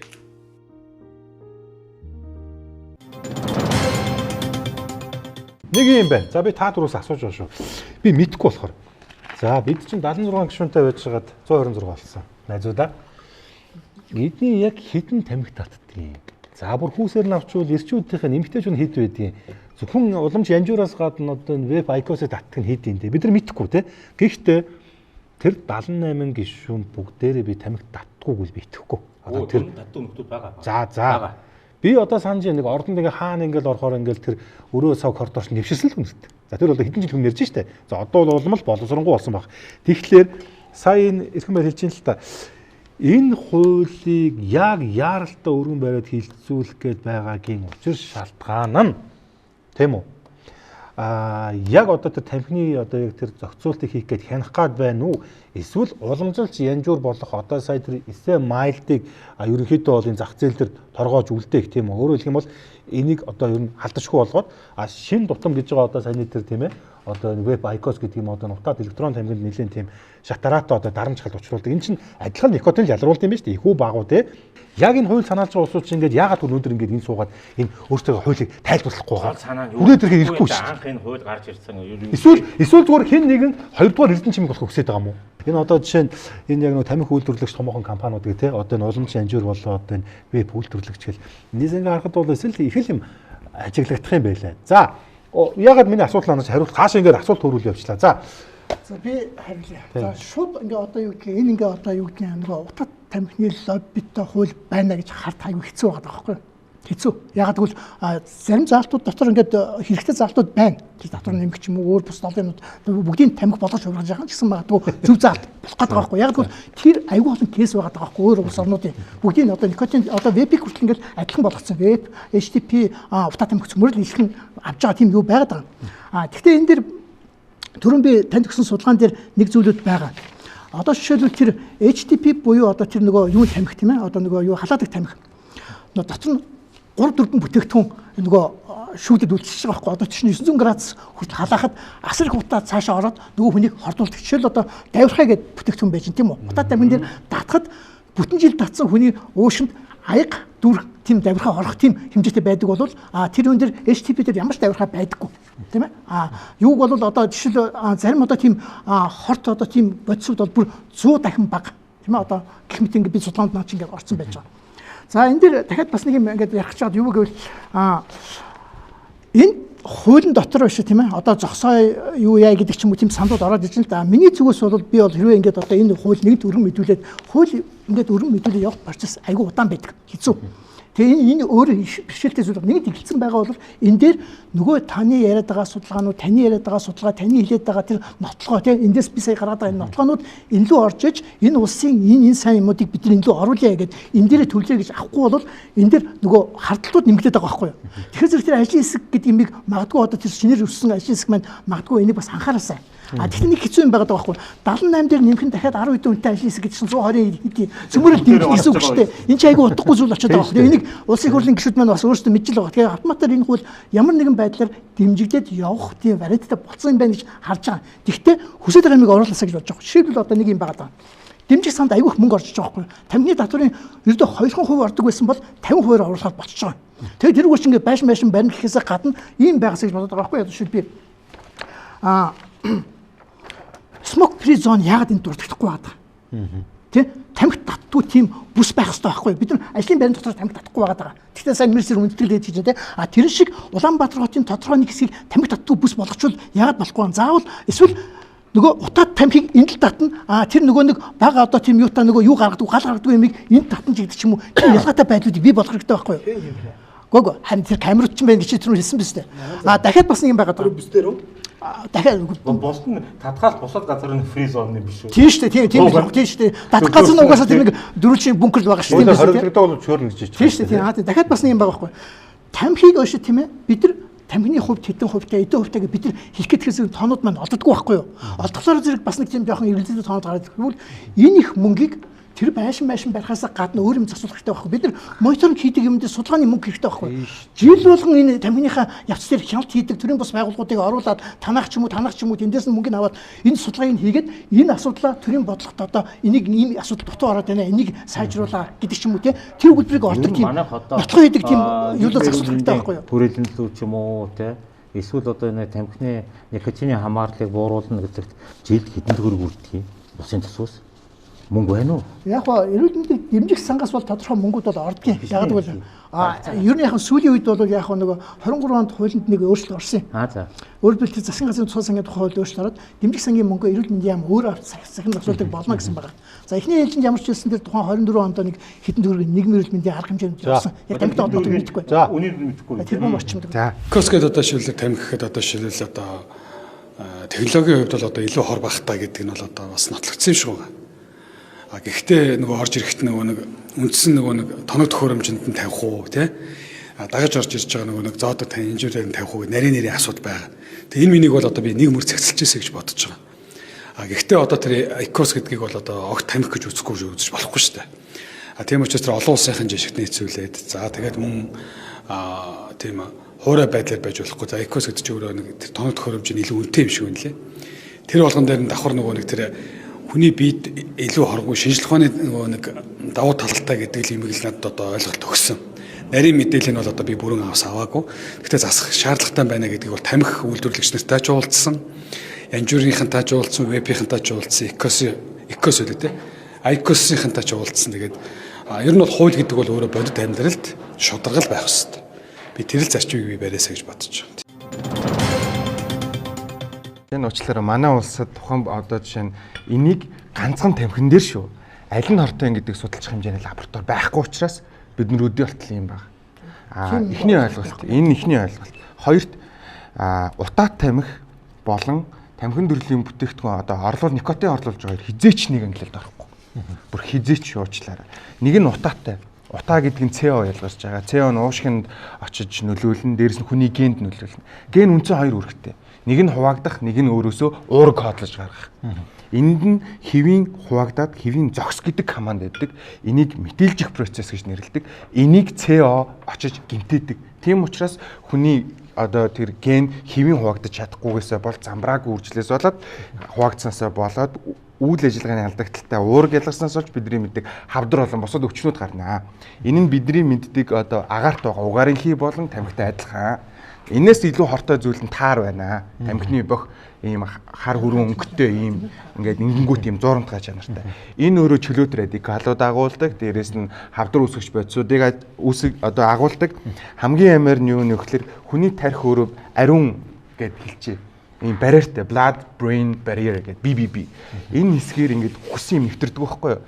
Таарын дээр байгаа тэр чөлөөт радикалууд нэвтрээд мэдрэлийн хэсийн бүтцийг алдагдуулснаас болж хүний тархинд гэмтэл өгнө. Энэ хоёр нь нэг нь шаталтаас үүсэж байгаа. Нэг нь болохоор никотин агуулсан уур гэдэг энэ хоёрыг хизээч нэг ангилалд оруулж болохгүй. Хоёрт хэрвээ онцгой албан татвар тавих гэж байгаа бол хоруу чанар дээр нь долгуурлах хэрэгтэй. Никотин биш шүү. Никотин донтуулах үүрэгтэй. Тэгэнгүүт никотиныг нэг ангилалд нь оруулах юм бол никотин агуулсан ийм наалт бох байл да энэ тамхи юм уу? Үгүй шүү дээ. Утаа гарахгүй шал өөр.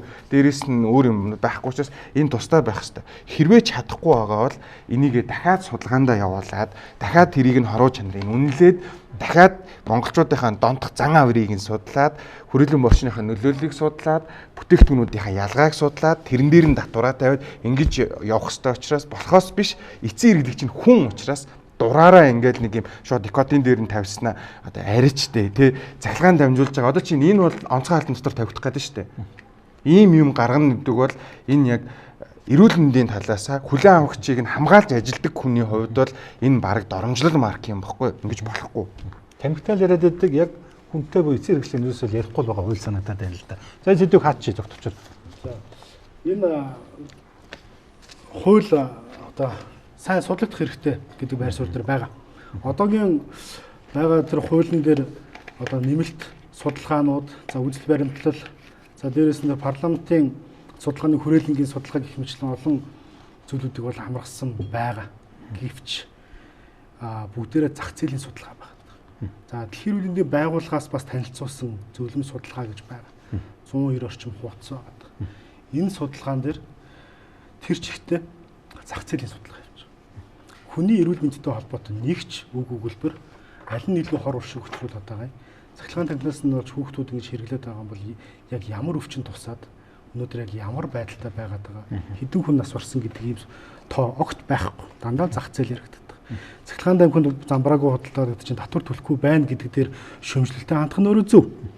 Онцгой татварын тухайд тийм ээ. Гэхдээ яг төрөүний эрх мэйрийн хэмжээлдгээр одоо хоруу чанарт нь тулгуурласан татварын хэмжээгээр татварын зохицуулалт байх нь өөрөө энэ хуулийг илүү дахин судалж оруулж ирвэл илүү очир хавтахтай юм болов. Тэгэхгүй одоо ингээд яг байгаагаар нь батлаад явцдаг. За түрүү хэллээ шүү дээ, хар зах зээл үүсэх эрсдлүүд байна. Чанаргүй бүтээгдэхүүнд үүсэх эрсдлүүд байна. За дээрэс нь одоо бүр илүү хортой хөлбөр рүү шилжих ийм эрсдлүүд байна гэж байгаа. За түрүүний амт хүндрийн яриан дээр би бас нэг төгсгөөд нэг юм хэлчихэ.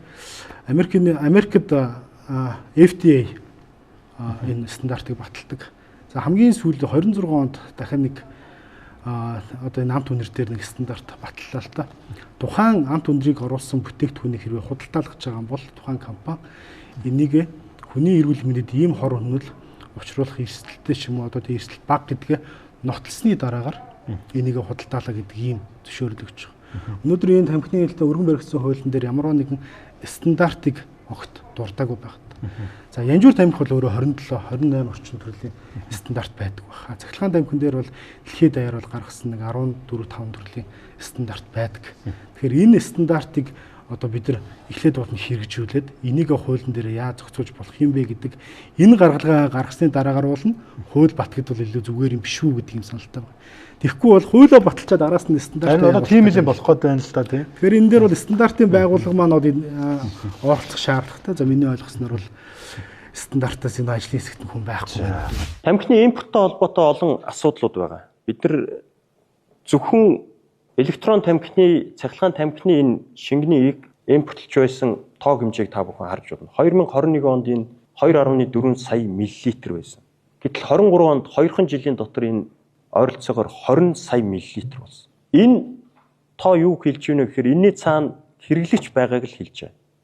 Степ судалгаагаар тамхи таталт дунджаар 24.2, 4 хүний нэг нь Монгол улс тамхи татж байна. 2023 онд сургуульд суралцсан хүүхдийн эрүүл мэндийн зан үйлийн судалгаагаар 13-аас 17 насныханд хийсэн байна. Тэр судалгаагаар 5 хүүхдийн нэг нь тамхи татаж үтсэн.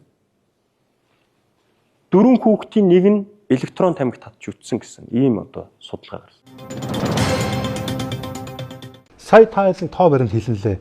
3.6 сая хүн амтаа гэж бодъё л та. Түүний чинь бараг сая гаруй тамхи татдаг юм байна шүү дээ. Ямар нэг хэлбэрээр. Тэгэхээр одоо юу гэдэг? Би л илүү гэж бодож байна. Үгүй бодлоо сая гарын 3 сая хүнийх нь за нэг сая орчим нь хүүхдүүд байгаа. За та тэр хүүхдүүд төр татдаг шүү дээ. Хүүхдээ гэхээр нэг 14 5 наснаас доошоо гэхээр татахгүй л байгаа хэл да баг байгаа. За тэгэхээр 2 сая хагастай. 2 сая өгсөн хүний чинь одоо 5 хүний 2 нь татдаг болчих гээд байна шүү дээ бараг. Гэхдээ тэр илүү баха. Одоо эмбис судалгаач чинь тэгэж гарч байгаа. Тэр энэ бай одоо юу 28% тамхитлын төвшөндөө манай өрөөнд одоо 10 хүн суудад 7 татчих шүү дээ. Одоо энэ дотор татдаг хүн ил байгаа. Тэг. Татдаг байсан. Байсан уу? Одоо. За тэгээ би яг асуулт байна. Яг тэр сая хүн эднэр гэдэг дандаа нэг юм нэг таамаг болон юм нэг яг тодорхой тоо бас биш байгаа маа. Харин ингээ харахад те хичнээн импортоор хичнээн хэмжээний янжуур болон тамхи орж ирж байгаа. Хичнээн хэмжээний одоо тэр янз бүрийн веб болон бусад тэр нэг электрон тамхиуд орж ирж байгаа те. Тэр тоо нь хэд байгаа? 25 онд ер нь хичнээн орж ирж байна. За яа та тий чөлөөтэй. Юу 2025 оны мэдээгээр ер нь бол нэг жилдээ нэг 70 орчим сая төгрөгийн 70 орчим сая долларын энэ янжуур тамхин бүтээгдэхүүн орж ирж байна гэдэг юм тооцоол байна. За 25 оны байдлаар цахилгаан тамхины хувьд бол 4-5 сая долларын цахилгаан тамхин бүтээгдэхүүн орж ирсэн байна гэж. Галийн мэдүүлгийн үнэ нөө нүүд авсан үнэ нөө. Энэ мойс үнэ. Мэдүүлгийн үнэ. Манай татвар ороогүй үнэ тий. Татвар ороогүй үнэ гэсэн үг. За тэгэнгүүт энэ сая орчим хүн гэдэг тоо яаж гарч ирсэн бэ? Хэрвээ нийт хүн амын 28% гэдэг ийм тооцоолоор явж байгаа. Гэхдээ 15-аас дээш насных шүү. Энэ бол Дэлхийн эрүүл мэндийн байгууллагын өөрсдийн гаргасан судалгаа дээр байна. Дэм бодлоо ярьдаг гэдэгсэн биз дээ. Мэдгүй. Тэгээд энэ бол Дэлхийн эрүүл мэндийн байгууллагын дөрөв ардаа. Дэлхийн эрүүл мэндийн байгууллагын судалгаа. Энэ бол тамхины одоо хэрэглээний судалгааг Дэлхийн эрүүл мэндийн байгууллага нийгмийн эрүүл мэндийн үндэслэлд хамтарч гаргадаг юм судалгаа байдаг. 2025 онд нэмэгтээс гаргасан. Энэ дээр бол 28% гэж гарч ирсэн баг. Тэгэхээр энэ бол одоо хамтарсан судалгаа гэж явж байгаа бах тийм. Би бол Дэлхийн эрүүл мэндийн байгууллагыг абсолютны үнэн гэж би хэлэхгүй. Бас одоо тодорхой хэмжээний судалгаа, кохорт судалгаа эдгээр бол хийдэг байлгүй дээ. Би бүгднийг нь тэр чигт нь худалдаж гэж бодлоо. ДМБ-г нэг төрийн бус байгууллага байд. Төрийн бус байгууллага Монгол улсын хууль тогтоомжид нөлөөлөх. ДМБ хон дээр юм ярьж яах гэж юм тий. Чигээр байхгүй болгочооч тий. Би түрүү нэг ярьсан нэг нэгэнт онцгой албан татврын хэрвээ гарах юм бол тийм үү? Гарах нь ойлгомжтой юм байна. Тэгэхээр зэрэг тэндээс гарч байгаа мөнгө өөрөө энэ тамхины хяналтыг хийдэг тэр судалгаа, мониторинг, лаборатори энэ юм руу ордог болох хэрэгтэй байхгүй юу? Өөрөөр хэлбэл засгийн газрын тусгай сангийн тухай хуулиндаа яг ийм чиглэлээр мөнгө орно гэдээ оруулах юм бол таны хариултын бүх асуултууд аюул ойлгомжтой болчихно. Яг л одоо таны хэлээд байгаа тэр 28 тэд гисэн тоонууд чинь нөгөө л 2022 оны энэ тоонууд байгаад байгаа байхгүй юу? Бүр сүүлийн үеийн тоонууд байхгүй шүү дээ. Тэгэхээр тэр тоо чинь жил болгон гардаг. Тэр байтугай хэдийн хэмжээтэй гардаггүй, ямар улсаас юу ордгоо, ямар зорилгоор юу хийх үү, бүх зүйлүүдийг гаргадаг болох хэрэгтэй байхгүй юу? Энд л мөнгө засвал байх хэрэгтэй. Тэгэхээр тодорхой хэмжээ. Тийм тодорхой хэмжээ. Товч тэгээд бас санал дүгнэлт орох гэдэг тийм. Санал дүгнэлт рүү гарч тий. Айгуу зөв. Сэнийгээ дуусгачих. Дараа нь санал дүгнэлт бол. Манай статистикийн хувьд дандаа жилээр хоцорч гардаг. Яг тэрийг бодтойгоор үндэслээд тэрэн дээр яг бодтой real time тоон дээр үндэслэж шийдвэр гаргах боломж манад байдаг учраас эрүүл мэндийн салбарын судалгааныхаа чиглэл рүүгээ мэдээлэл явуулсан зүг байх. Нөгөө талаасаа стандарт гэдэг бол айгуу зөв. Стандартчлах ёстой. Дээрээс нь хар зах зээлээс сэргийлэх гэдэг нь зөв. Нэг хэсэг манай нийгэмд эрүүл мэндийн мэдээлэл буруугаас болж гарч ис хэд хэдэн юм бэ? Чин попкорн шиг үүсгдэг гэдэг нэг ярьлаа шүү дээ, тий. Уушг нь попкорн шиг болчдөг гэдэг телевизүүд ярьлаа.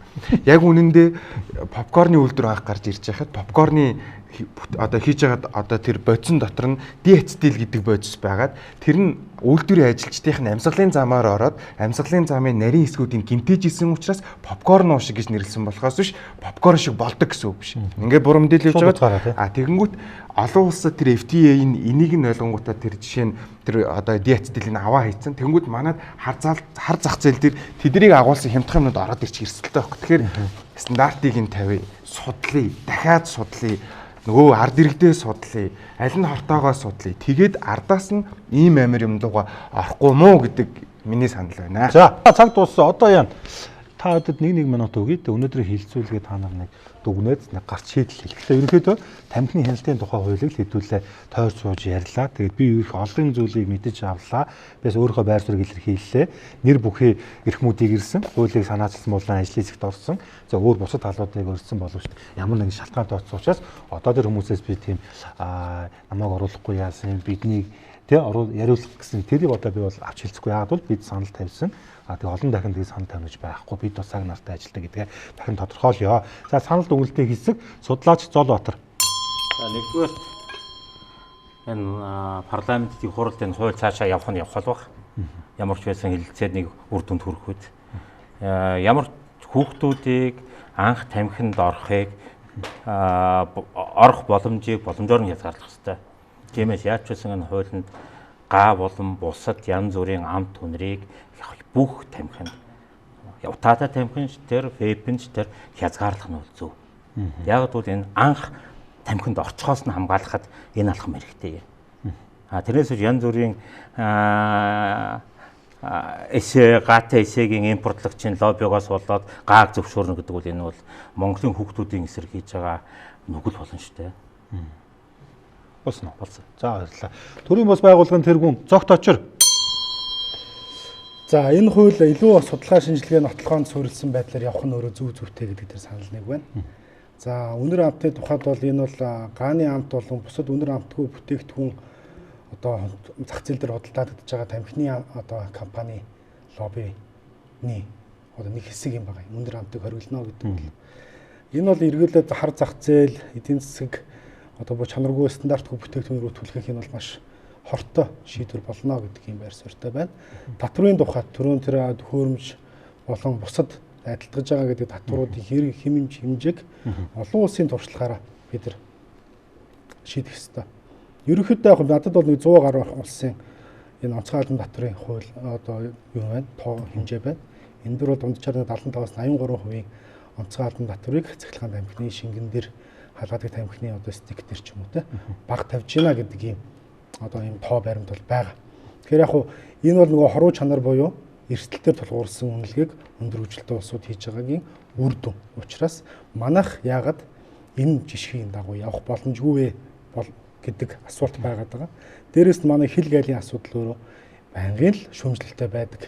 Хэрвээ хорсноос ялгаагүй эсвэл бол тэ эргүүлээд хар зах зээл рүү түлхэх ийм шийдлүүдийг хэрвээ энэ хуулийн дээр цаашдаа оруулах юм бол бид нар одоо тэ хууль бас бүтээгдэхүүнээ дийлэхгүй хэмжээр орох ийм одоо аюул нүүрлчээд байна. Тэгэхээр Эрхэм улсын хурлын гишүүд, хууль санаачилсан хүмүүс, энэ хуулийн дээр санал өгж байгаа хүмүүс маань энэ бүгдийг авч одоо дүгнээсэ гэдэг ийм хүсэлттэй байна. За баярлалаа. Шинжээж ганц зөрөг.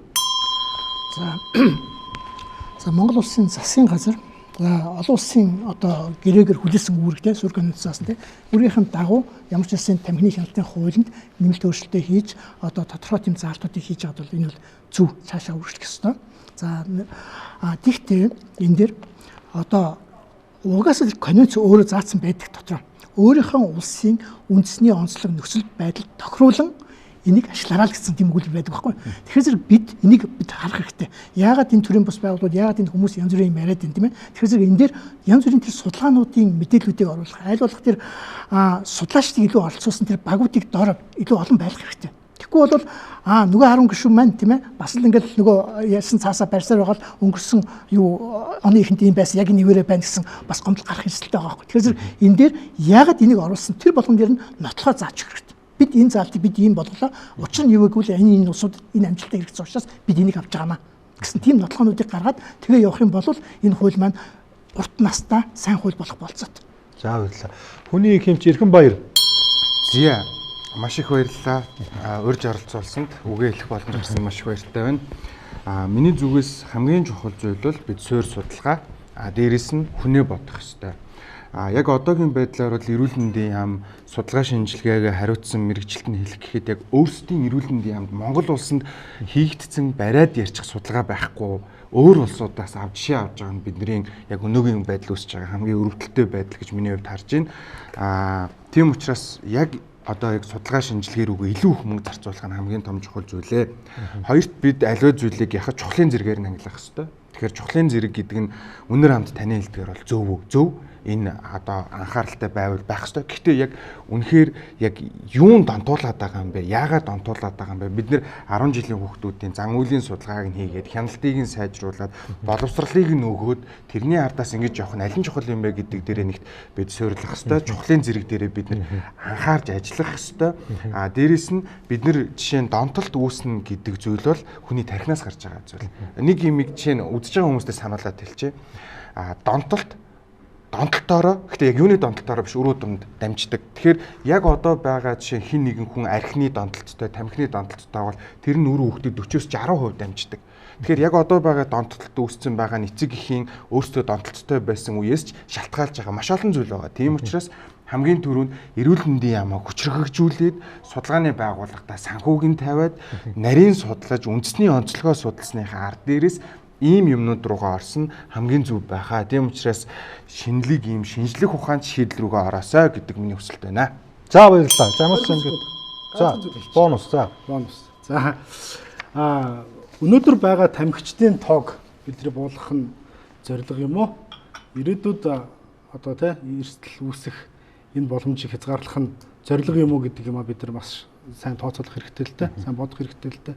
Гэхдээ олон улсын дэлхийн бүх улсууд шүү тамхины хэлтийн хуультай улсуудын энэ үзэл баримтлал нь өөрөө одоо байгаа тамхичдын тоог буулгах, утаа гэдэг зүйлээс салгах ийм зорилготой байдаг шүү гэдгийг бас давхар хэлмээр байна. За баярлалаа. За өнөөдөр хэлцүүл хүргэсэн та бүхэнд талархлаа илэрхийлье.